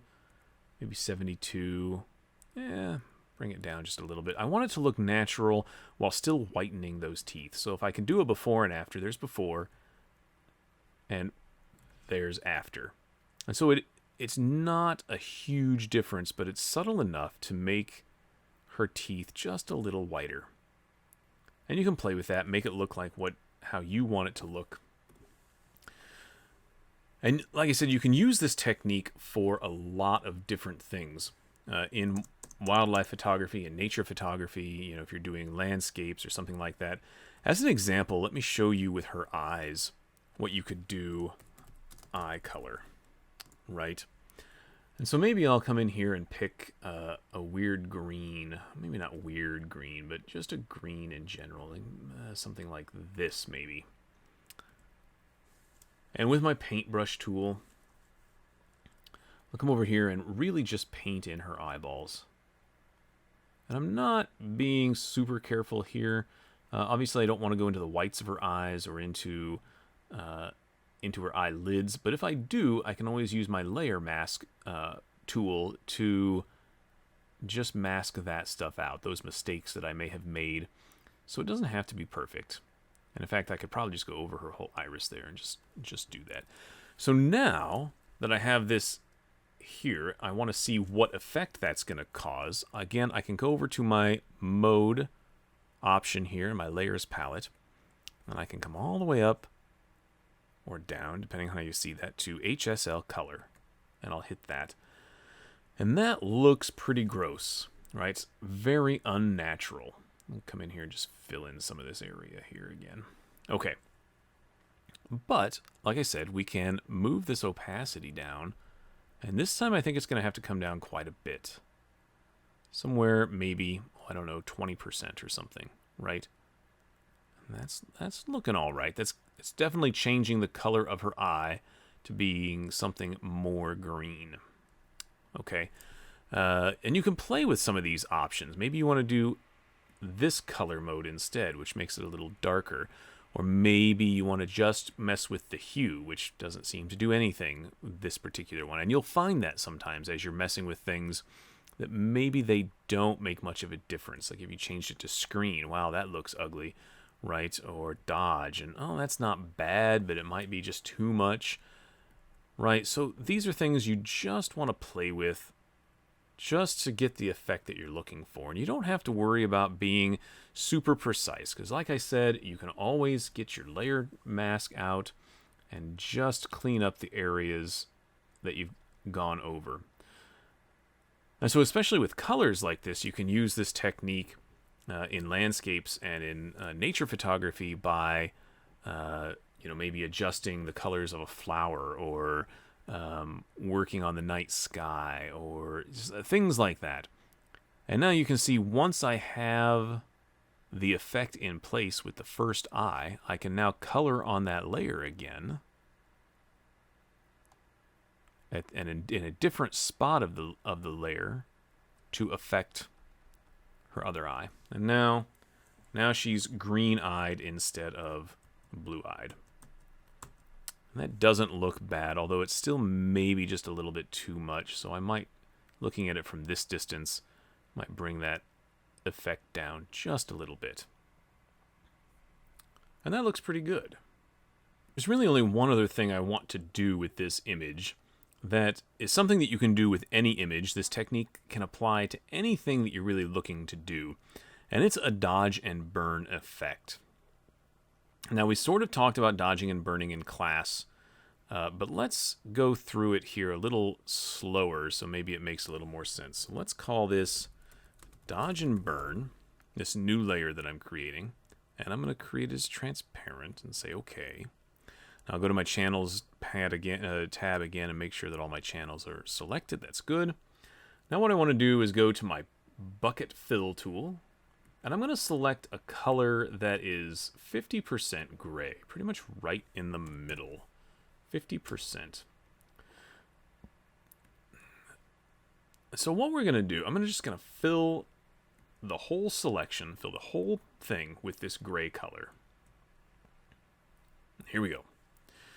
Right. Just hit the minus key to zoom out there so we can see the whole image. And so in blend modes or layer modes here, normal obviously gives you what you would expect. I filled the whole thing with gray. You can see it in gray. Each one of these blend modes or layer modes does something different. Dissolve, you can't really tell what dissolve does with this thing. Color erase does this weird thing where it erases from the underlying layers, it erases the color from the top layer. So anything that is remotely close to this middle gray color is being eliminated from all of the subsequent layers. That's why you're seeing transparency come through here, right? Erase in general erases everything. Merge does something, and each one of these will have a different effect based on the top layer and everything down below it. Lighten only, and I can link to you a YouTube video that will explain exactly what each one of these things does. If that's something that's interesting to you, that's fine. But really, the thing to take away here is that each one of these does something different, and you can certainly play with them to get an idea of what it is that they do. I know for example, I sort of talked about lighten. This lighten area here works with whites. This darken area here works with blacks. And this overlay area here works with midtones. And overlay is actually what we're going to use here for this dodge and burn effect. Because what this will do is overlay takes anything that's a midtone and tells all of the layers below it, hey, nothing has changed. Everything remains the same. But as these midtones get darker on this dodge and burn layer, everything below it is being told, hey, you need to get darker.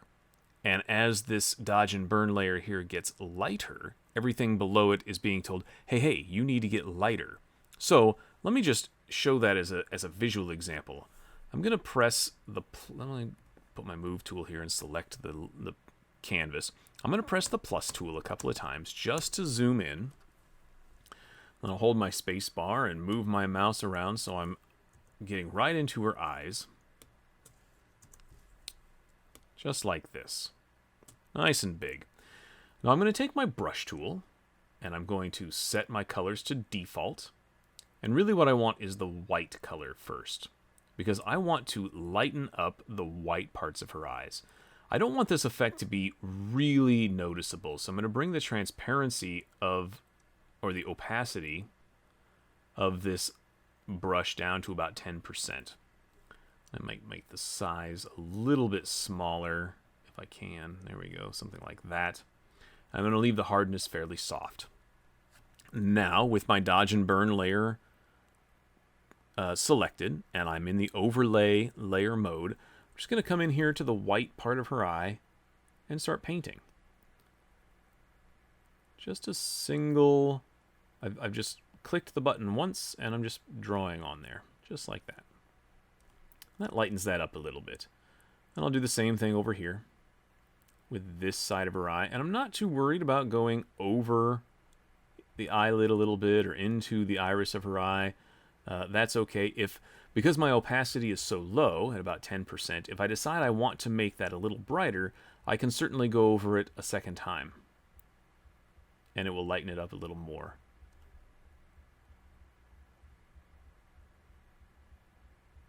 Okay, just like that. That's looking pretty good. I'll do the same thing on the other side. There we go, like that. Oh, I do it twice because I did the other side twice. We want to make sure that they're even. Here we go, I'll do this side here. That's looking pretty good. And again, I'll do it a second time because we want them to be even. Okay. Now that's pretty nice. Now, something that I also like to do, I could maybe do that to the iris of the eye if I wanted the iris to be lighter, maybe pop a little more. I don't know that I need that to be so bright, although it maybe adds a little bit of a draw to her eyes. It's sort of one of the first things that you see, and as a portrait, eyes are the windows of the soul, etc. That's maybe important. But as a way to give some contrast, maybe I'll go and select the black color and burn in some of the darker parts around the iris of her eye. Something like that. Maybe I want to make that darker, so I'll do it twice. Same thing here. I'll just come along the iris here and do that. There, like this. You know, maybe I want to make her mascara a little darker, so I'll draw some black on that just to make that a little bit darker. And the effect is very subtle. You're not seeing a huge effect here. Maybe I'll make the pupil itself darker here just to give some of that effect there. Here we go. Just make some of that a little darker is all. So now, if I do a before and after, here's before, and there's after.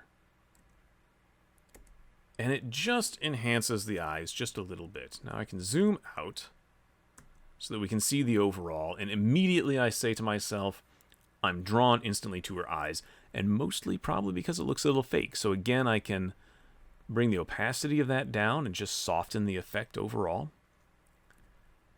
And I can still use this particular dodge and burn layer to work on some of the shadows in her coat also, if I wanted to. Just come in here and just do some of this. If I thought that this effect wasn't working well, I could certainly mask all of that out and use a new dodge and burn layer. You know, maybe I want to make her hat just a little more, just a little brighter underneath the brim here. You know, just to fill in a couple of little shadows is all. Make it a little easier to see. So I really like this. This is really coming together nice, and I think the next thing to do for me is to, I want to make a collage, so I think that's what I want to do next. But before I do that, I want to collect all of the editing versions of this, the stuff for the color and the dodging and burning. I want to collect it all together so I can clean up my layers palette a little bit. And so to do that, I'm going to come to the second icon here that says create a new layer group and add it to the image. I'm just going to click that, maybe. There we go. And it's created a layer group. I'll rename that color and exposure edits. And now what I can do is I can take my dodge and burn layer, my eye color, my teeth whitening, my blemish removal, and my light and shadows. And I can just stick all of those in here. Clearly I need to do that one at a time. And you see how that changed right away? Because now I've put this thing in here. It will go back to the way it was as soon as I reorganize all of these and keep them in the same area, in the same order that they're in.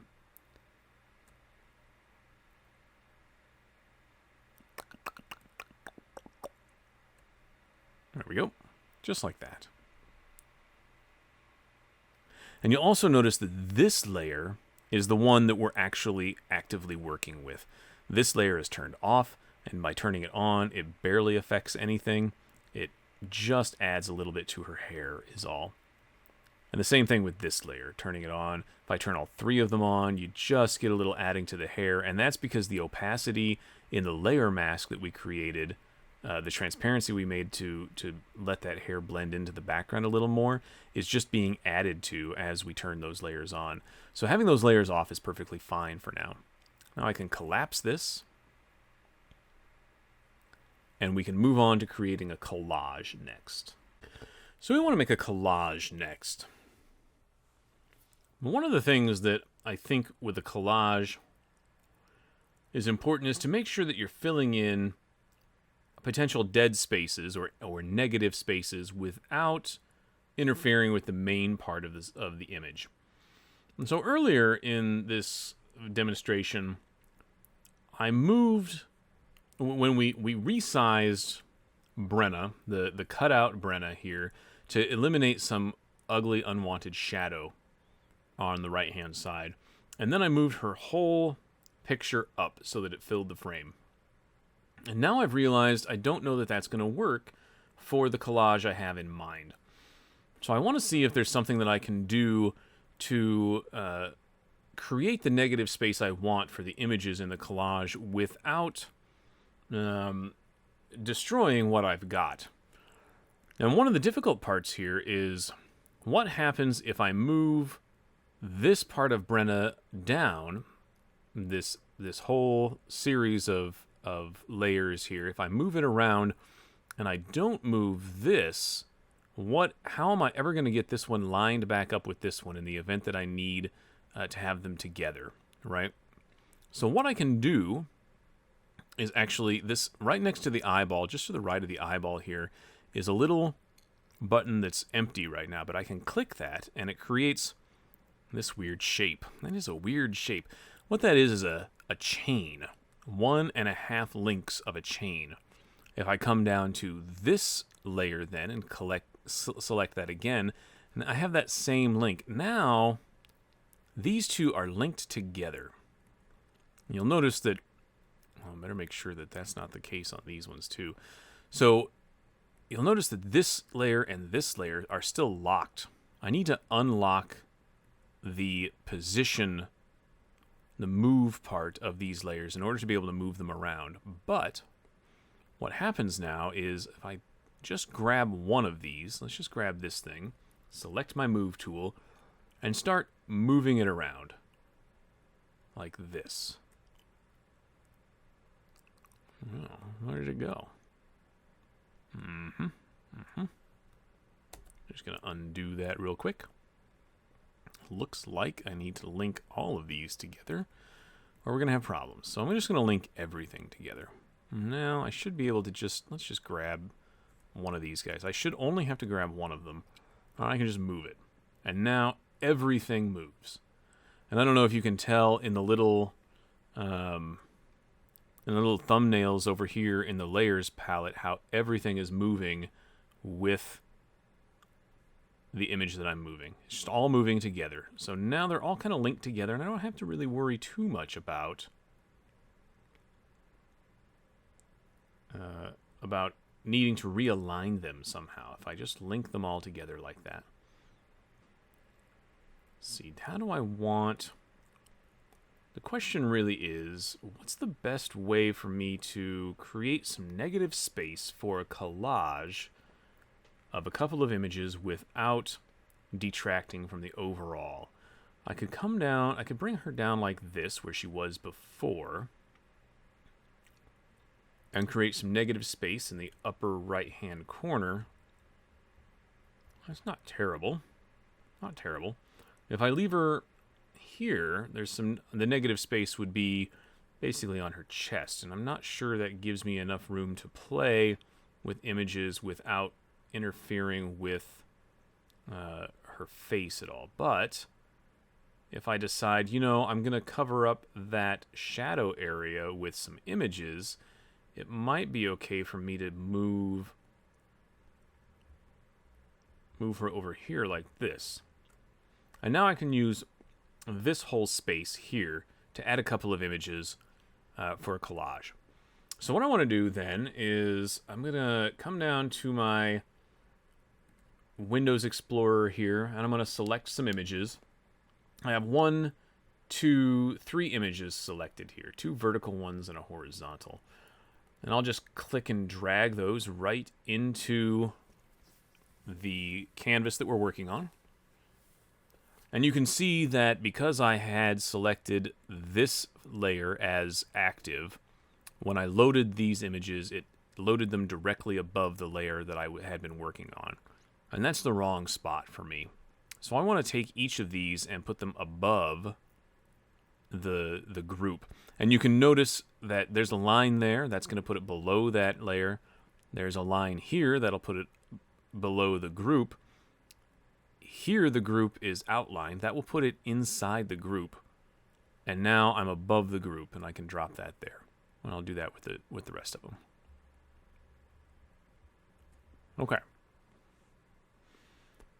So first things first, let's turn these layers off and see. I just want to analyze this. What's the best method here to go about?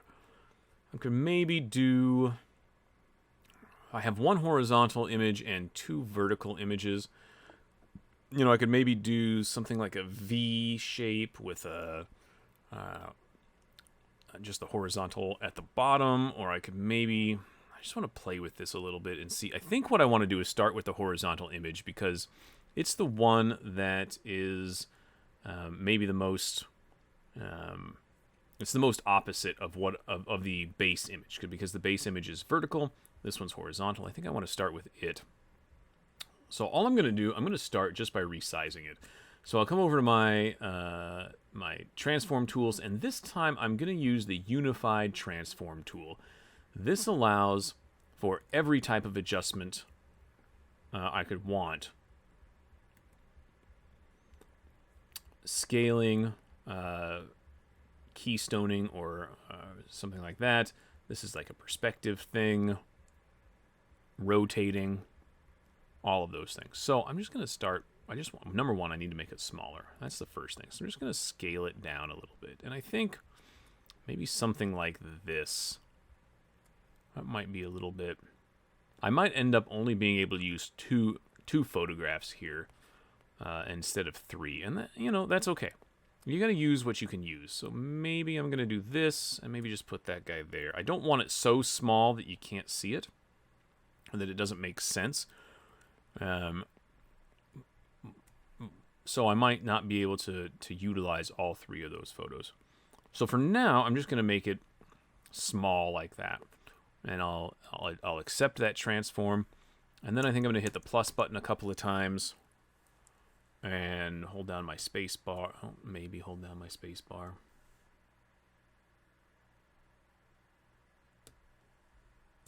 There we go. I don't know why that expanded. Well, here we go. Now, already I can tell that this image isn't going to mesh well with the base image. Her face is just a little bit darker. I think the first thing that maybe I'll do, obviously I should probably make a duplicate. I can come down here to make a duplicate layer of this thing. I'll link them together in the event that I move them. Now, unfortunately, I think that links everything together. It doesn't just link these two. That's a nice option in Photoshop, is when you have this selected and you select link, it really only links the layers that you link to the selected layer. This seems to link everything together. So we'll play with that and see how that looks. Maybe I'll turn these links off for now. Okay, so I've duplicated this layer. I think maybe I want to do a shadow highlight thing and maybe just pump the shadows up a little bit to give an overall brighter feel. Something like that. You can hit OK. Maybe what I'll do is do another dodge and burn layer here. And I'm just going to do this fast since I've already been through it once. Right, and so what I'm doing... Oh, come on. What I'm doing here is making these adjustments after I have... after I've already resized it. Mostly because I don't know how much of this I'm going to keep. And I don't want to make a bunch of adjustments to something that I'm not actually going to keep. So now I can just take my brush tool and maybe get my white out. Great. And I'll leave the opacity small, and that size looks pretty good. So I'm just going to brush in. Oh, no. Just brush in here a little bit just to brighten up her face. Brighten up her shoulder a bit. Just to make things look a little more even, right? Okay. Might do her hair just a bit. Just to give us some added brightness there, okay? And that's not terrible. I just want to do this pretty fast, it doesn't need to be perfect. Now I could create another layer and call this, or excuse me, another group and call this horizontal inlay. And then I can bring all of these into that. And you'll notice that when I do this, when I group them like this, this dodge and burn now is really only affecting the two layers that are in the group with it. You'll see that as I turn it on and off, it's not really affecting anything else. That should be the way that it works. Let's see if that's accurate. If I swapped over to a black color with my brush and just started painting on her face with that, nothing. Maybe I'll even make the opacity brighter. All right, this is full black painting on her face. This should make her face super dark. You can see in the layers palette thumbnail that I've made all that black, and it didn't touch that at all. So that's a nice tool to have when you're wanting to affect just portions or just certain layers. You can group those things together like that. Okay, so I'm kind of digging that. That's looking all right. Let's use, I think maybe I want to use this one that's of her standing here, which is really dark. So I'm going to start automatically by creating a new group. I'm just going to call this vertical inlay, and I'll add that to the group right there. And then instantly, let me come over to my unified transform tool. I'll select in here, and I'm going to just resize that. Oh, not rotate it. No, not rotate it. There we go. We'll just resize that a little bit. And I need it to be relatively close to the same size as the original. It doesn't have to be exact, but it wants to be close. And I think I'm just going to have it overlay like this. Okay. And I'm going to select transform to accept that transform. And now I can tell you right away that all of this negative space where she is standing, I don't really need. But I'm not going to delete it. What I'm going to do is take the group of the horizontal inlay, and I'm just going to bring it above the vertical inlay, like this. And as you can notice, the vertical inlay itself is really dark. It needs to be adjusted. So I'll make a duplicate of that layer, and we'll zoom in just a little bit by using the plus key and come down. And I think maybe where I want to start here is just a curves adjustment. You can see that the highlights of this layer don't really start until here. The problem with adjusting the highlights, though, normally I would just grab this thing here and bring that over to where the highlights start. The problem with adjusting that, though, is that it also makes the highlights where the sun is, which is standing right behind her, that much darker, right? Or that much brighter, excuse me. It just sort of blows that out, which kind of ruins that effect. So what I really want to do is place a point right where the highlights are supposed to start, because I don't want to affect anything above that. And then, so what that'll do is keep this area between this point and that point stationary. And now I can grab the midtones and adjust those. And I'm just adjusting those midtones there, right? Able to bring the shadows up just a little more, something like that. And I can select OK. Okay. Now again, it's still maybe a little bit too dark here, especially when compared to the other two images. So I might want to do a dodging and burning, or probably more accurately, because it looks just, her skin just looks a little yellow. I might see if I can change the color balance a little bit. Let's see what we can do here. So what's cool about the color balance is that you can adjust both the shadows, all three, the shadows, the midtones, or the highlights. For us right now, we're just going to work on the midtones because her skin is considered midtone. And like I said, it looks just a little yellow. So because yellow is the option, yellow here and blue there, and those are your all options, I might just grab that and slide it this way. And now look and see how much that's affecting things. That's just no good. Right, it's affecting making things everything blue. So I think I want to reset that. Maybe let's look at what else could we do. Maybe what I'm seeing is more green than I think. No, that doesn't work either. You know, maybe that's just her skin tone too. Who knows? So that doesn't seem to be working the way that I want it to. It's affecting far too much of the image. Now, of course, I could go in and make those changes and then create a layer mask around it, which would be fine, perfectly acceptable. That might take a lot of time, though. So what I might do instead,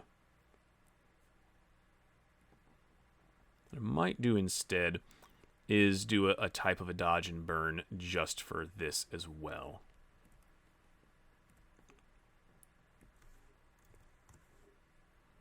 Go. We'll fill that in there. We'll make this mode overlay. Select, cancel that. I'll click this button right here to reset everything to black and white, and click this button here to make the black. And now I want my paintbrush tool. My paintbrush tool is too big, and I need the opacity to be far lower than that. Let's see what this does here for us. Just come in here and paint some of those areas just a little bit brighter. Now I'm not picking up or declicking my mouse. This is all with one single click as I'm going here. What happens if I do multiple clicks is that it would show different layers of opacity for that thing on this brush, right? It would look kind of ugly. It would start to look like this, where you can see the line underneath there, and I don't want that. Now, one of the things, though, like I said, it just looks a little yellow, so I'm wondering if I can take this white color that I'm using and add just a little bit of blue to it. I don't know if that's possible. Nope, I want to add blue to it. How can I do that? Let's see if I can do something like this, maybe. And let's just see what that does for us, if that helps us with her skin or not. Doesn't really seem to be doing much of anything.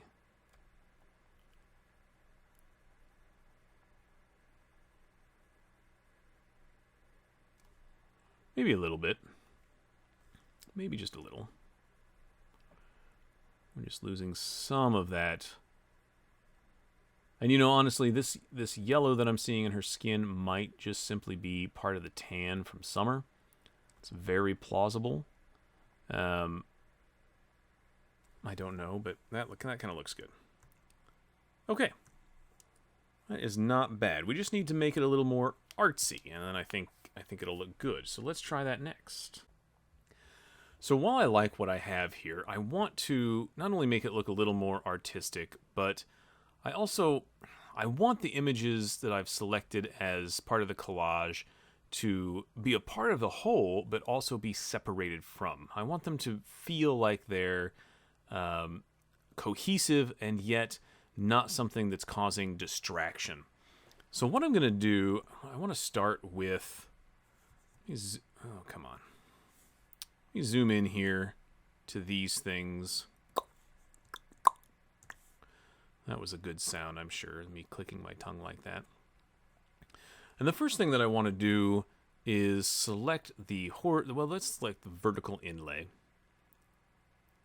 It's not too bad. It's pretty good. I think that I'm going to select the Unified Transform tool and click on it and see that that's going to be a disaster. So let me escape out of that.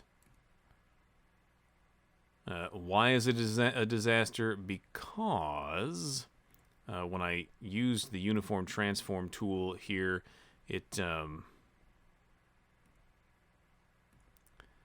me see if I can unlink these things. This is going to be a pain too. Just if you care, Photoshop doesn't have this issue with linking things. I don't want to disparage GIMP because it is pretty good, but... Okay, so let's link these three things together. And let's just select one of these. Oh, I see the problem immediately. Okay.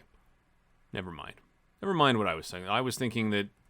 So, okay, so when I select this vertical inlay, and I select the tool here, and click on it, you can see that instead of just being the layer itself, it is the entire image. And the reason that it's the entire image is because this dodge and burn layer is that size. Okay? If I wanted it to be the size that it should be, what I could do is right-click this. Can I select just that? No. What I could do actually is just crop this portion down.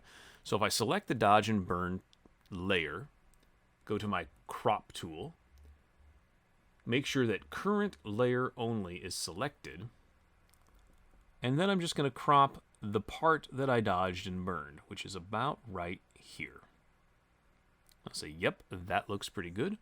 I'll press enter to accept that. And now my dodge and burn layer is super small. So now if I select the whole group of the vertical inlay and choose my layer transform tool and click on this guy, no. I see another problem. Can you see that if I zoom in close enough here that the overlay of that dodge and burn tool is just a little bit off?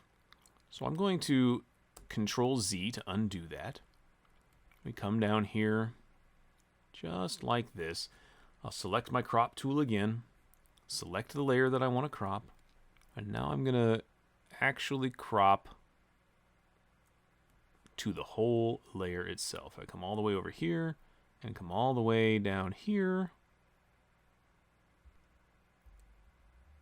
And there we go. And now I can press enter to accept that. And now I can go to my Unified Transform tool, select the layer that I'm working on, and I just kind of want to rotate this a little bit. I'm not going to use this shear button. This thing is okay, but that's not exactly the look that I'm going for, so let me reset that. And I'm not going to use this perspective thing either. That's kind of a neat tool, but that's not the look I'm going for either, so I want to reset that.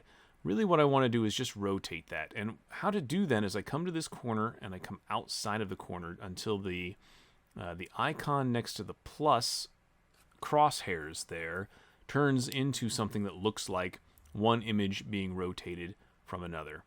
And I'm just going to click and drag just a little bit. Just maybe something like that. It doesn't need to be much. You know, I don't even know what that is. Not even 10 degrees, maybe 5 degrees, something like that. Right? Something. Just going to rotate that just a little bit. Kind of like that. And there it's done. And I'm going to select transform. And that'll do its thing. And there we go. I'll do the same thing with the horizontal inlay as well, because I want them both to have this feeling of just being a little offset, a little off kilter. And I'm going to have to crop that dodge and burn layer as well. So let me do that real quick here. I'm just going to drag that through here like that. Enter to select that, to accept it.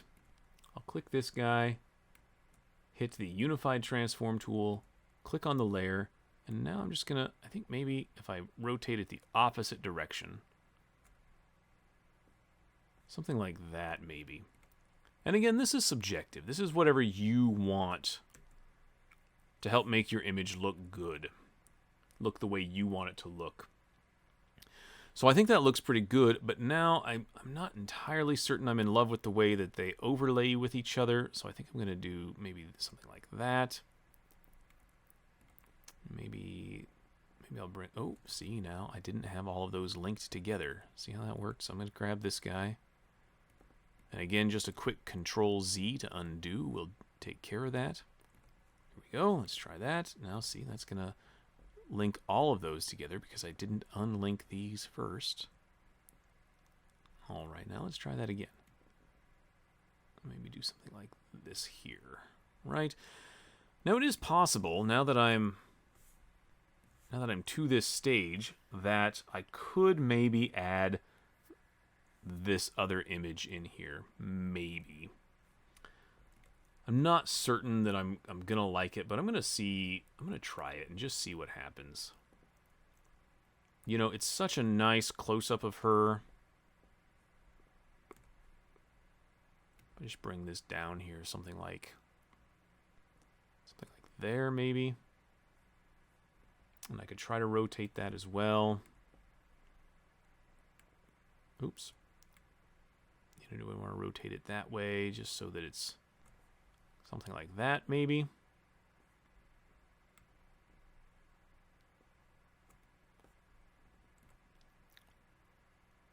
I don't know.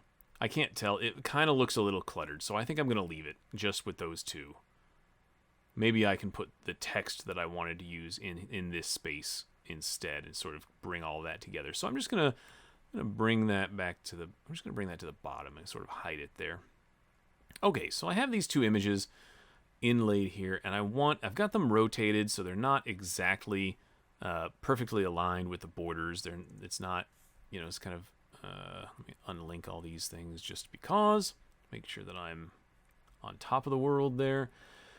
And the next thing I want to do is really separate them from each other as much as from the background. So let me start with the vertical inlay group. And if I come up to layers and go down to layer effects, this again is that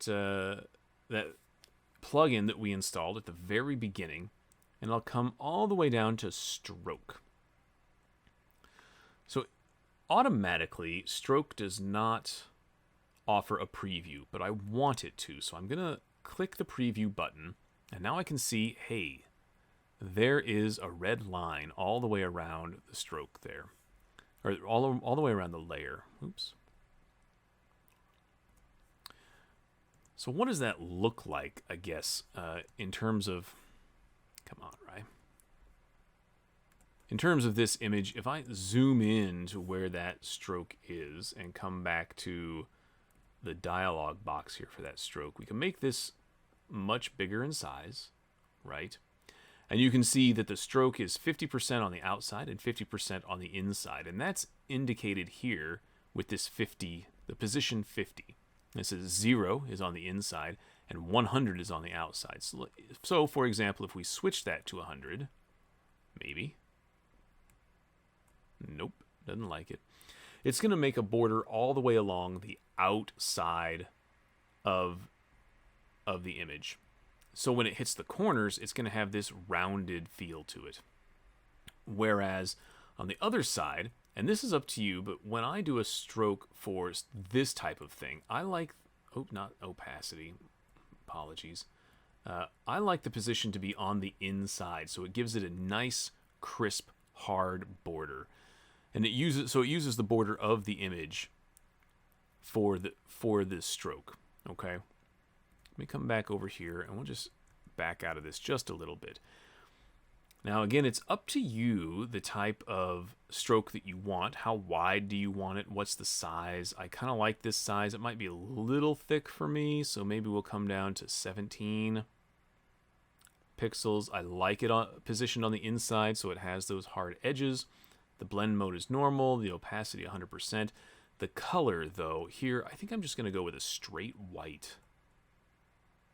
Just to give it that nice feel, that nice clean, sort of classic feel. And then I'll press OK. Maybe. There we go. And then it accepts that. And it accepts it here as its own thing above the layer, above the group. So if I turned off the group, that stroke is still there. Okay? So it is its own layer. It's not some additional thing. Not some part of another layer. It is its own layer. And you could certainly, because it is its own layer, you could certainly bring that inside the group and make it a part of that group. Okay? And so we'll do the same thing with this. Let's do layer.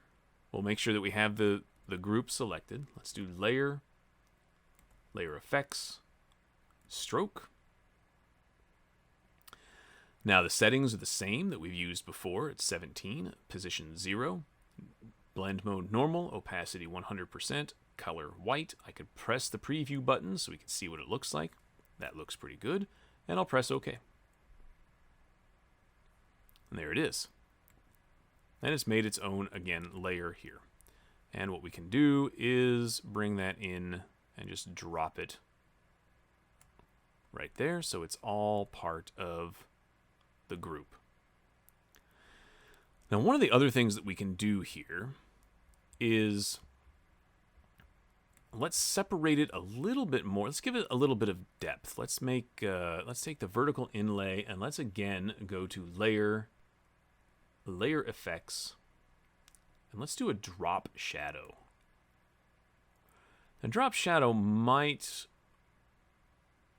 cause my computer to slow down quite a bit, so I think I'm going to try to do the preview here, but it might bog things down a little. Let's see what happens. So let's bring the size up a little bit. I want to change... Do I want to change the angle, maybe? Because honestly, I don't see it here.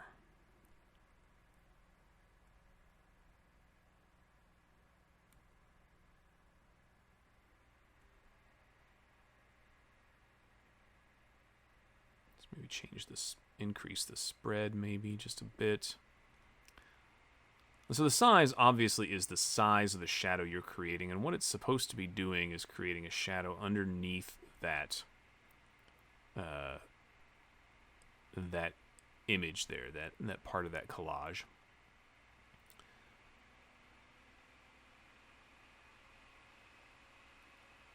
And it's going to work a little bit on that.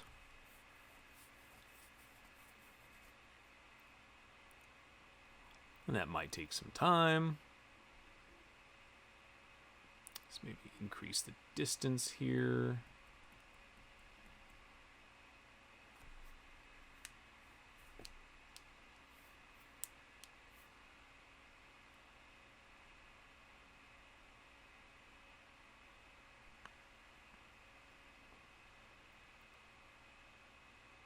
The thing with a drop shadow is that it shouldn't be this intensive to create. But the way that GIMP does it compared to how Photoshop does it takes a little bit of memory, a little bit of your computer's resources to create this shape.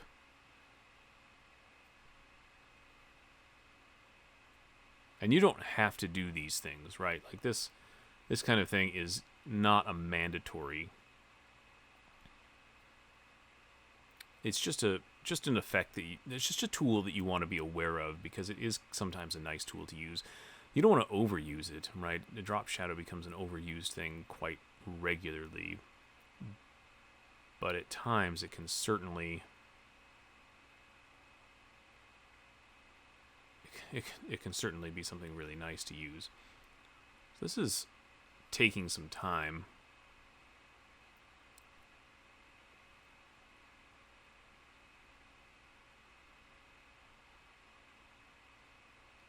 And I almost feel like it's still not doing anything for us. So I think I want to do it a different way. And you're going to love this. So what I'm going to do is I'm going to make another duplicate of the original layer.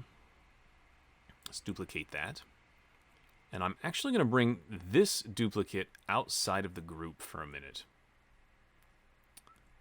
Now that it's out of the group, I'm going to bring it down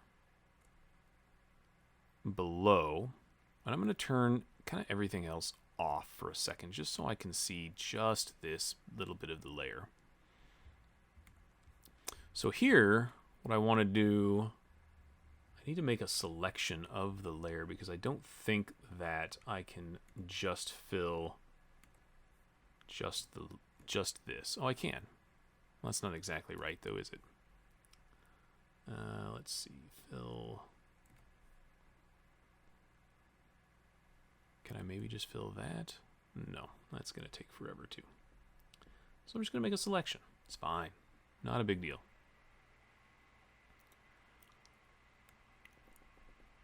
Oops. It's okay if it's not perfect.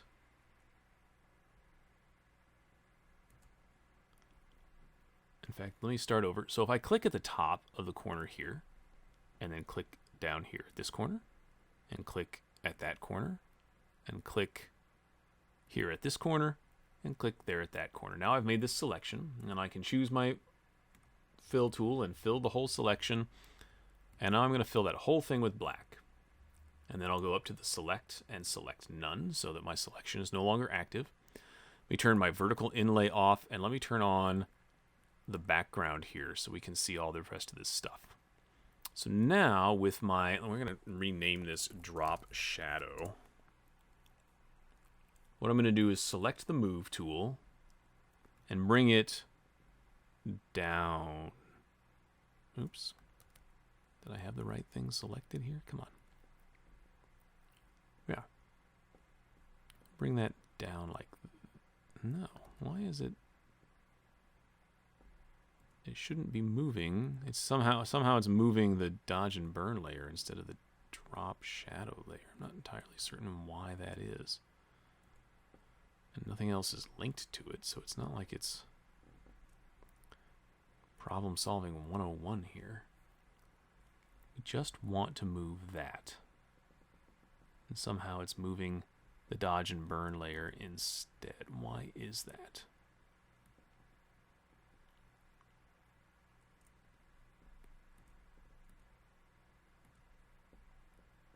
Still. Huh. Huh. Well, this is a pain. I don't understand why it's doing why it's doing what it's doing.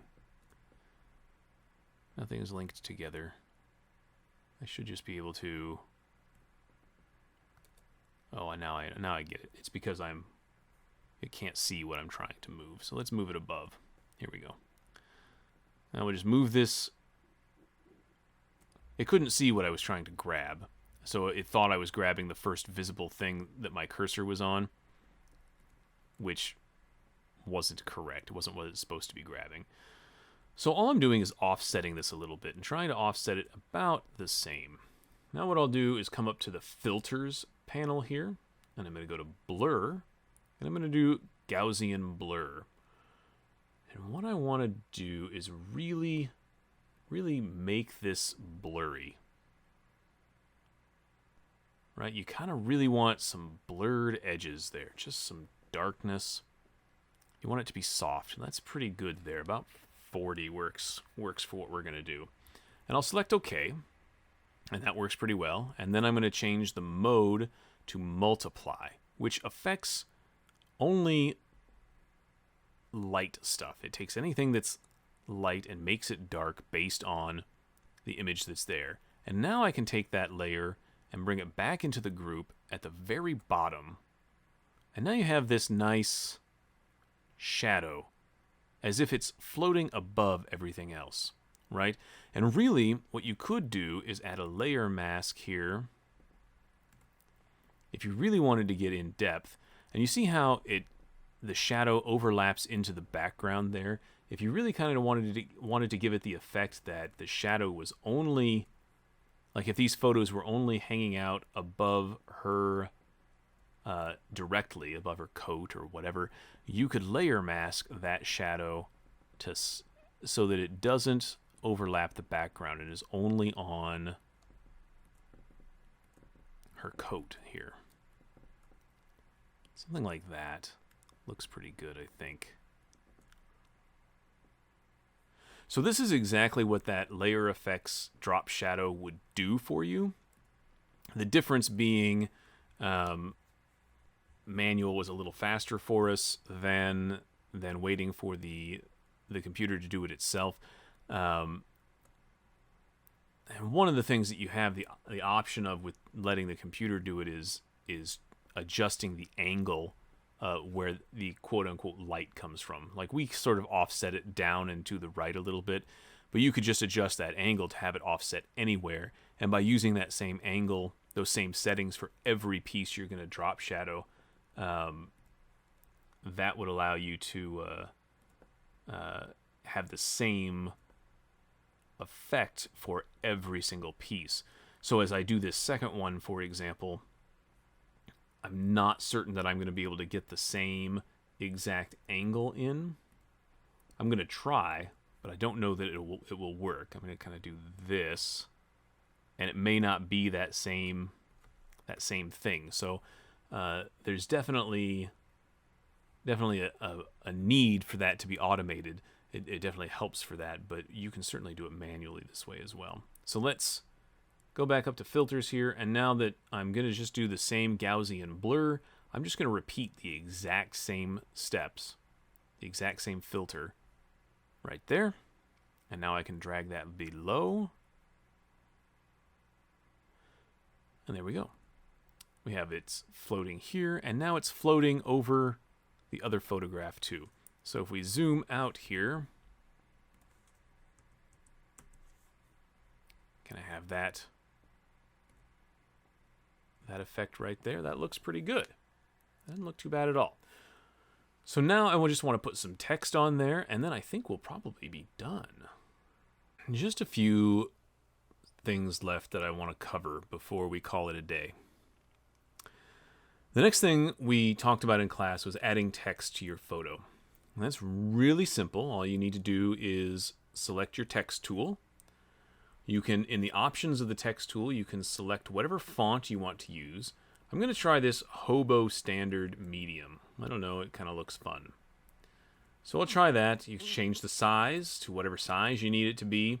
I'm going to start with 144 points rather than pixels or inches or anything like that, because I have a feeling that'll work just well for that. And I'm just guessing, I don't know. Hinting, I have at medium. This alters the font outline to produce a crisper bitmap at small sizes. I don't really have to worry about that too much. I'm just going to start with the color of black. You could justify it in different ways, but I'm just going to put her name on here, so it's not going to be a huge thing. Kerning is something that maybe you want to play with. They call it letter spacing here, but this is just the spacing between each letter. Okay, you could obviously make a box if you wanted to type. If you wanted to type entire paragraphs. We're not going to do that. Like I said, we're just going to put her name. So let me go here. Let me just click once and type Brenna, just like that. And I don't like that it automatically put it inside the group. I don't want it as part of that group. So I'm going to drag the layer out here. And now what's nice about the text tool is that if you want to change this, all you have to do is click inside the box, and then you can use your arrows to shift an arrow over to select each of those letters, or if you wanted to click at the beginning and click and drag to select them, you click and drag them. You can then increase the size if you want. So this changed this from points to pixels. I think if I moved it back to points, it would be 144. Maybe you like pixels instead, so maybe let's try 800 pixels instead. I think that's too big. I really think that 600 pixels is about right. Maybe you want to change the color, though. And so when picking the color, this is a fun thing.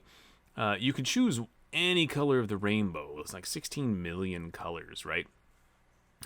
But let's see, if we just click out of that here real quick and just hit the plus button. So what I like to do is combine, like make colors match everything. So if I am still on the text tool and I select in here and just click and drag all of this, I could certainly pick a color, and then I can go to this icon here, which allows me to use the eyedropper tool to select a color that already exists somewhere on my screen.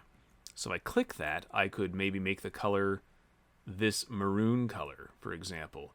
And that doesn't look too bad, but I think when I bring it in close, it's going to clash with her dress already. So maybe what I could do is click this blue color here of the thing. But now I think that that's going to overlap this, and it's not going to look very good.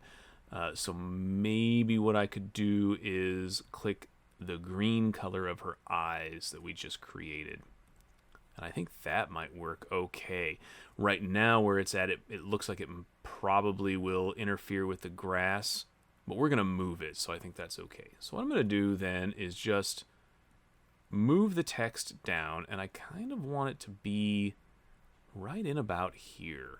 I don't want it to cover her head up too much here, so much that maybe it interferes with that photo, but I kind of like it there. And honestly, this color's still a little dull for me, so I'm going to go back to the text tool, just highlight these things, and maybe I'll just make it a little more vibrant just by moving that a little bit, just adjusting it a little. Okay, I kind of like that. All right. But that's still kind of, blah, and it doesn't really just doesn't really draw attention to itself very much. So I want to do a couple of things to it. The first thing I want to do is duplicate this layer. I think, do I want to duplicate it? You know, I don't actually need to duplicate it. I'm just going to create a straight layer mask. And then I'm going to come to the horizontal, this horizontal inlay layer. Wait a minute, let me zoom in real quick here. I'm going to take the lasso tool that we were using earlier, and I'm just going to, in fact, let me escape out of that let me turn this text layer off for a second. Now with the lasso tool, I'm just going to come up and outline this image that we had played with earlier, and we've outlined it before, but I'm going to do it again just to make this a selection.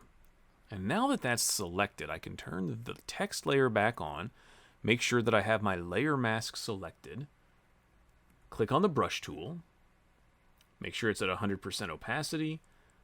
I'll make the size just a little bit bigger. There we go. The hardness doesn't really matter too much. And so what I'm going to do is paint inside this selection right here, just like that. And maybe I'll do this one too. And I'll leave the rest of that there like that. It's just kind of, oh, you know what? And maybe, hold on, make that white. Maybe I'll do something like that. Yeah. maybe something like that looks nice. Now let me select none. That's starting to look pretty good, but it's still not amazing. So I think what I want to do is let me start with a layer effect. I could do a stroke around this, which could look pretty nice. And what's nice about a stroke on text like this is it's going to do a stroke around each letter instead of like the whole box.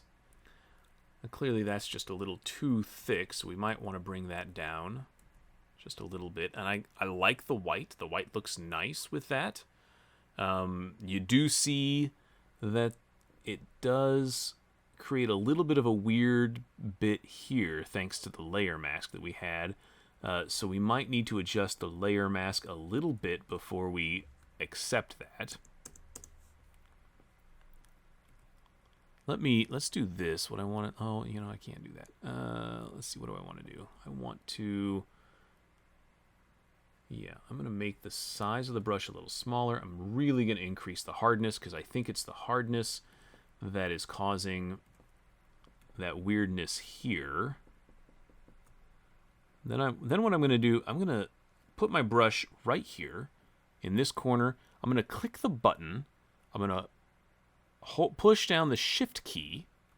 I'm going to let up off of the mouse button, and I'm going to drag my mouse all the way over to this side over here. And now I'm going to click the button a second time. And that allowed me to create a straight line. I can do that again here. Click, hold down the shift key, release the button, drag the mouse over, and click again. And that creates another straight line for me there. I like that. Okay. And now I can maybe go in here and do a layer effect. I have to make sure I click the layer and not the layer mask. Again, let's do that again. A layer effect of a stroke.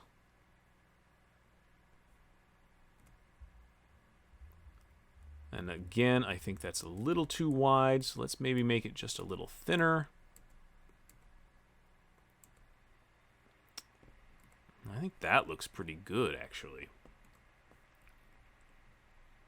Let's hit this here and just hit the zoom out button a little bit there, that minus key. So I come over here.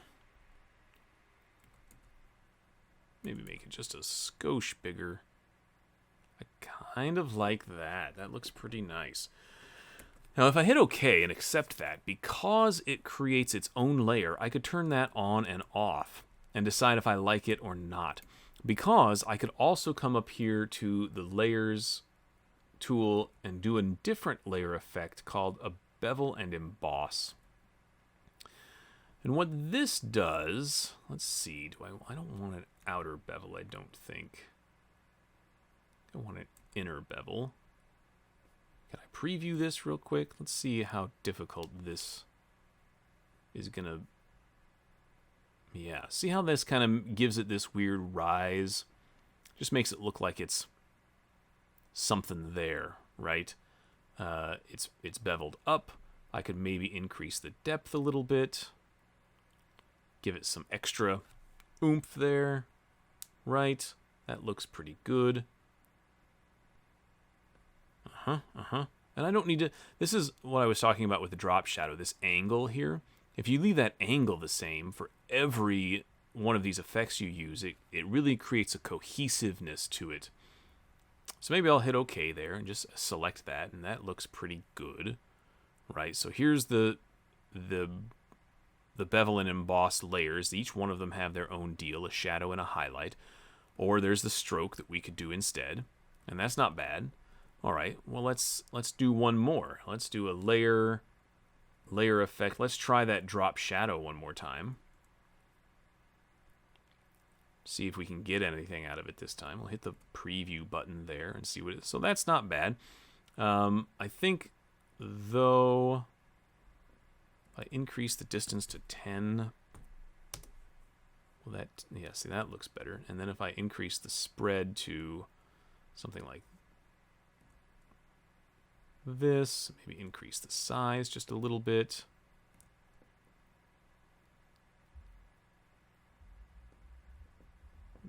distance a little more here. Let's make the distance 50. See what that does for us. Yeah. It's looking better. Let's see. Still, we want to increase the spread a little bit. Even more, I think. You see how increasing the spread kind of makes it a little bit further away from the image, so I don't... That's looking okay. It's still feeling a little dark, though, so maybe I'll bring the transparency down a little bit so that it's not so in your face. I would still like to see it blurred a little bit, which is usually the spread, but I'm seeing that that's not actually happening very well. Which, again, is kind of why you want to do this manually sometimes, because you're not going to get the effects that you're looking for. And that's okay. I mean, if you understand how they're made, it's not the end of the world. So I could probably hit OK here. And with this, with the drop shadow the way that it is, I would definitely need to add a layer mask to eliminate the shadow for this. Oh, not that much though. Let's zoom in here a little bit, because you don't want. Let's do this. Obviously, the part that's behind the photo here, you don't necessarily want to have a shadow if that's what we're going to use. So I'm going to click there. I'm going to hold the shift button down. I'm going to bring it all the way over here and click there like that. Just a little bit of cleanup here, right along the edge. Again, I'm going to go here, shift button, and then click here. There we go. That doesn't look too bad. Now I could also add the stroke back to that, and that kind of also lends to some nice cohesiveness there, a little nice what have you. I don't think that the bevel and emboss will add to that at all, but it kind of adds a little bit of cartoony nature to it maybe. If I don't like the drop shadow, I can get rid of that, but I think it looks nice. I think it kind of adds to that effect. I might actually add a little bit of a Gaussian blur to that drop shadow in addition to what we had, because I think that it's just too harsh. I really kind of want it to be softer so that it's not so in your face. It just kind of lifts it up and gives it some soft feeling, because the lighting on her face is so soft. I think that's the reason that I want to do that. So I kind of like that. That looks nice. Now, what I'll do finally with this is create its own layer. Text. I'll just name, let's see, Brenna text. And then one at a time, we'll drop that in here. Let's see if can we do it. Let's do it this way, from the bottom up, I think. And even though we're not going to use the bevel and emboss right now, I'm going to leave them there just so that they're there. Oops. And there we go. So I have text, and we have this photo here, and this photo here, and this photo here. All of those in their own deal. Okay, so there's just two little tools that I wanted to share with you real quick before we end, and I'll try to fly through those real quick. So that's pretty much everything we've discussed in class. Hopefully I've been able to go over it at a slow enough pace that you will either have picked up on it as we went along, or will have been able to rewind and watch a couple of things over again to really get a sense of how a lot of this program works and some of the tools and techniques that you use when editing photos and creating composites and collages like this. There are a couple of things that I didn't go over, and I just don't know that I want to continue to load this video down with a huge number of possibilities, because a software program like GIMP or Photoshop allows for so much to be able to be done that it's it can be overwhelming. There are a few things though, just that I want to encourage you to explore.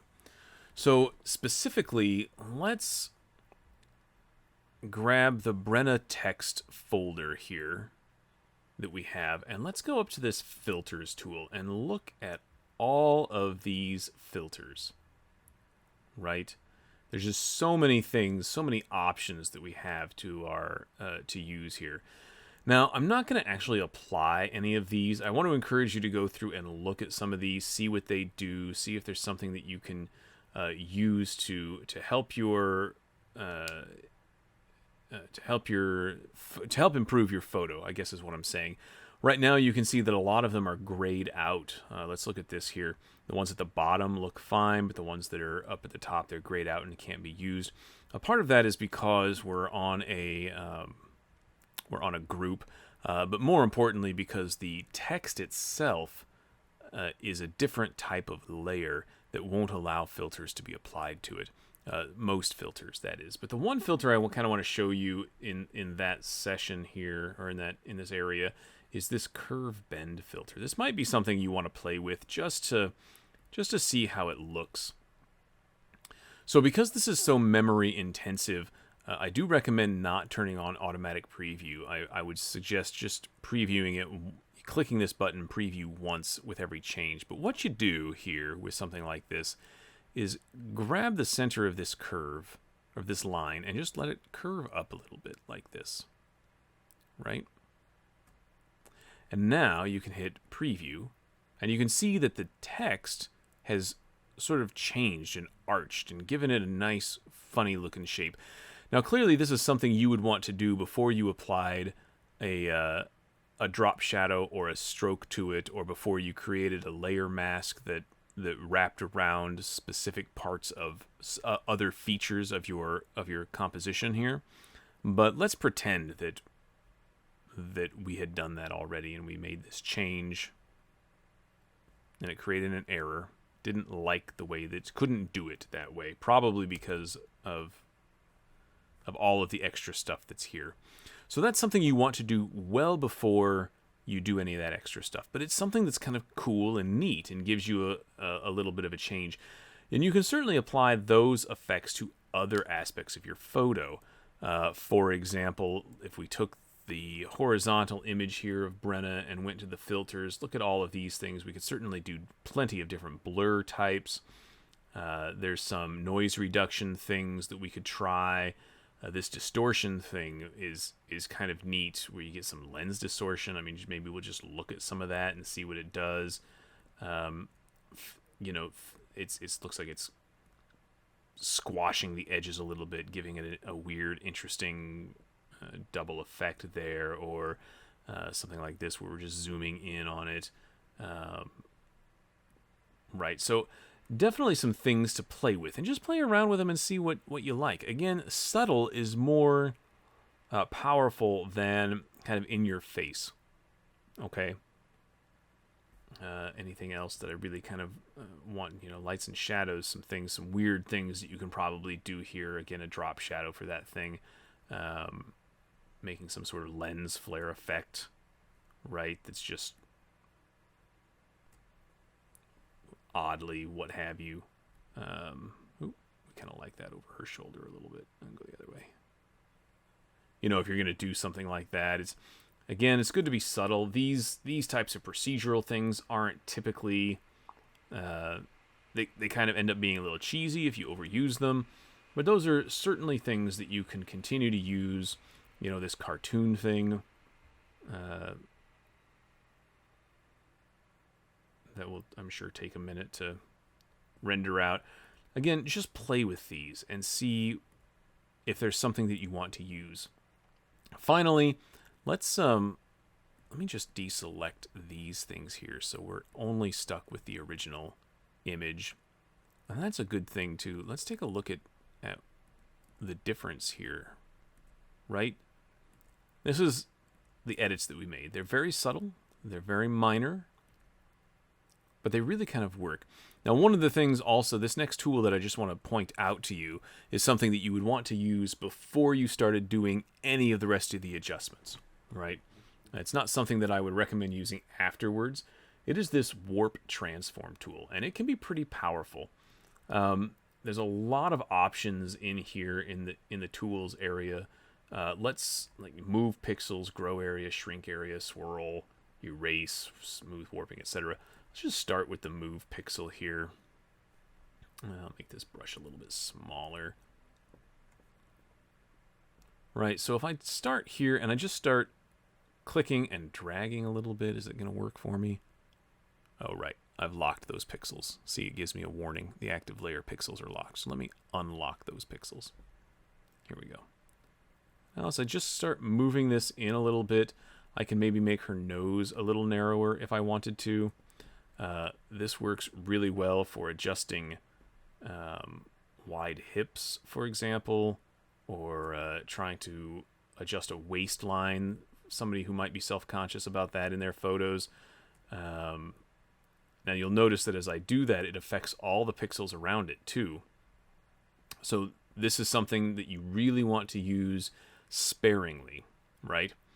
If you do a grow area, for example, let me make the size much larger. You know, maybe I want to make her eyes more prominent even. She's starting to look very cartoonish right now. Make her mouth even bigger. Right, so there are definitely, let me shrink some areas. Let's see what we do to make her nose a little smaller still. Right, so there's definitely things that you can play with.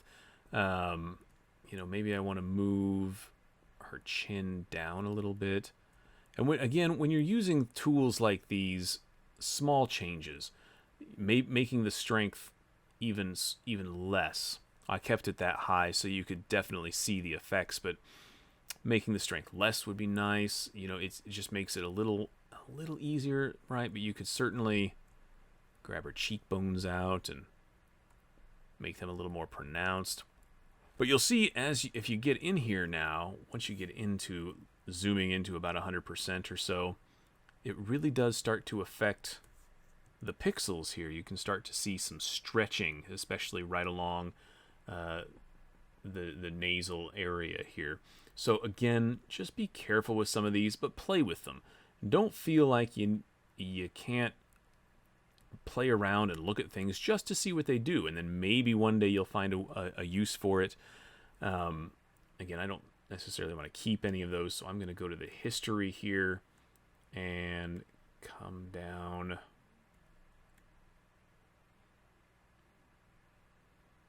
I don't even have to do that, I don't think. Let me move out of here. And let's go down to erase warping. And I'm just going to paint over the entire area I just affected. And just erase all of it. Okay. So that's just, again, some tools that you can play with. And don't feel like you can't play, because that's what this is all about. All right. Well, turn all of this back on. This is what we've created. These would be the same steps that you would use if you wanted to create a Christmas card or something else along those lines. I might put together something real quick for a landscape or a wildlife photo, just so you have those. I don't know that I'll do it step by step like this. I'll probably just do the work and you can watch it because it'll utilize the same tools. And then I'll just append it to the end or make it a separate video or something. But that way you can see both of those and get an idea of how that plays out too. So I hope you enjoyed. Hope you learned a lot. And yeah, just let me know if you have questions, please. That's what I'm here for. Use the Google group. Even after class is over, feel free to upload your images, send them to me. If you have questions, you just want a critique or something like that. Absolutely. So apparently I have forgotten a major step in the editorial process here, and that is, what do you do when you are done with your editing. So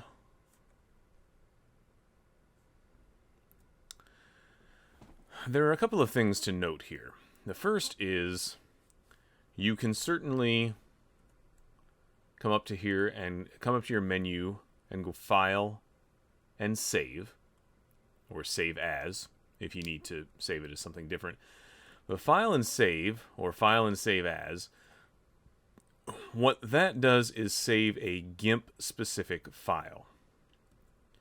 The GIMP file has a XCF file extension, and it contains all of the layers and layer masks and adjustments and everything that you've done here, all of these edits, so that if you want to come back in later and make some additional edits or some changes, or maybe you want to swap out one of the photos from the collage for another photo, something like that. All you have to do is open this GIMP file again, and all of the changes that you've made will still be there, ready for you. And that is perfect. I do recommend, I absolutely recommend saving the GIMP file there, so you always have these edits readily available and handy. There's no doubt you should do that. So feel free to save that file as, but the GIMP file won't let you print this image or upload it to the web in a way that anyone else can view it. I mean, you could upload it to the web, but someone else would need to have GIMP in order to upload that to the web, or in order to view it, right? So what you want to do probably is have a JPEG version of this. And to do that, you go to File, Export. And here, just like in any other program when you're saving something, you'd find where you wanted to export it to. You would click the little expand button here to find the extension type you want. What type of file are you saving this as? I think we want to save this as a JPEG. So let's see if we can find JPEG in here somewhere. I think they're in alphabetical order. There it is. JPEG. Right there. Selected that. Now I can collapse that. And then I just hit export. And it exports right away into a JPEG. Oh, not right away. Gives me some quality options here, a little dialog box. What do I want to save? So these things here, obviously I want to do 100% quality. The EXIF data is like metadata, the information from your camera that tells anyone who looks at the preferences or the details of the file, what type of camera was used to photograph this image, things like that, the shutter speed and ISO and everything like that. Interestingly, since we've done all of this work in GIMP, none of that information is really relevant anymore because we've copied over we've got all these other elements in here. So whether or not you include that's up to you. You can or you cannot. It doesn't really matter. That's whatever your preference is. We hit export, and there it's done. It's exported everything. And now you can go and find that file. Let's see if we can find that file right where we put it. I know where I put it, pretty sure, because I keep all of this stuff relatively organized. And we called that photo. So here in Windows File Explorer, photoclass.xcf, that is the final GIMP file that has all of my layers and layer masks and the text and everything here that I can open and edit again. And here is the actual JPEG file that I could send to Costco or Walmart or some other lab to have printed, or I could upload to the web and have it ready to go. And now that is officially it. I do appreciate all of your time in class, all of your attention and questions, and like I said, continue to reach out to me if you need more help. Thanks.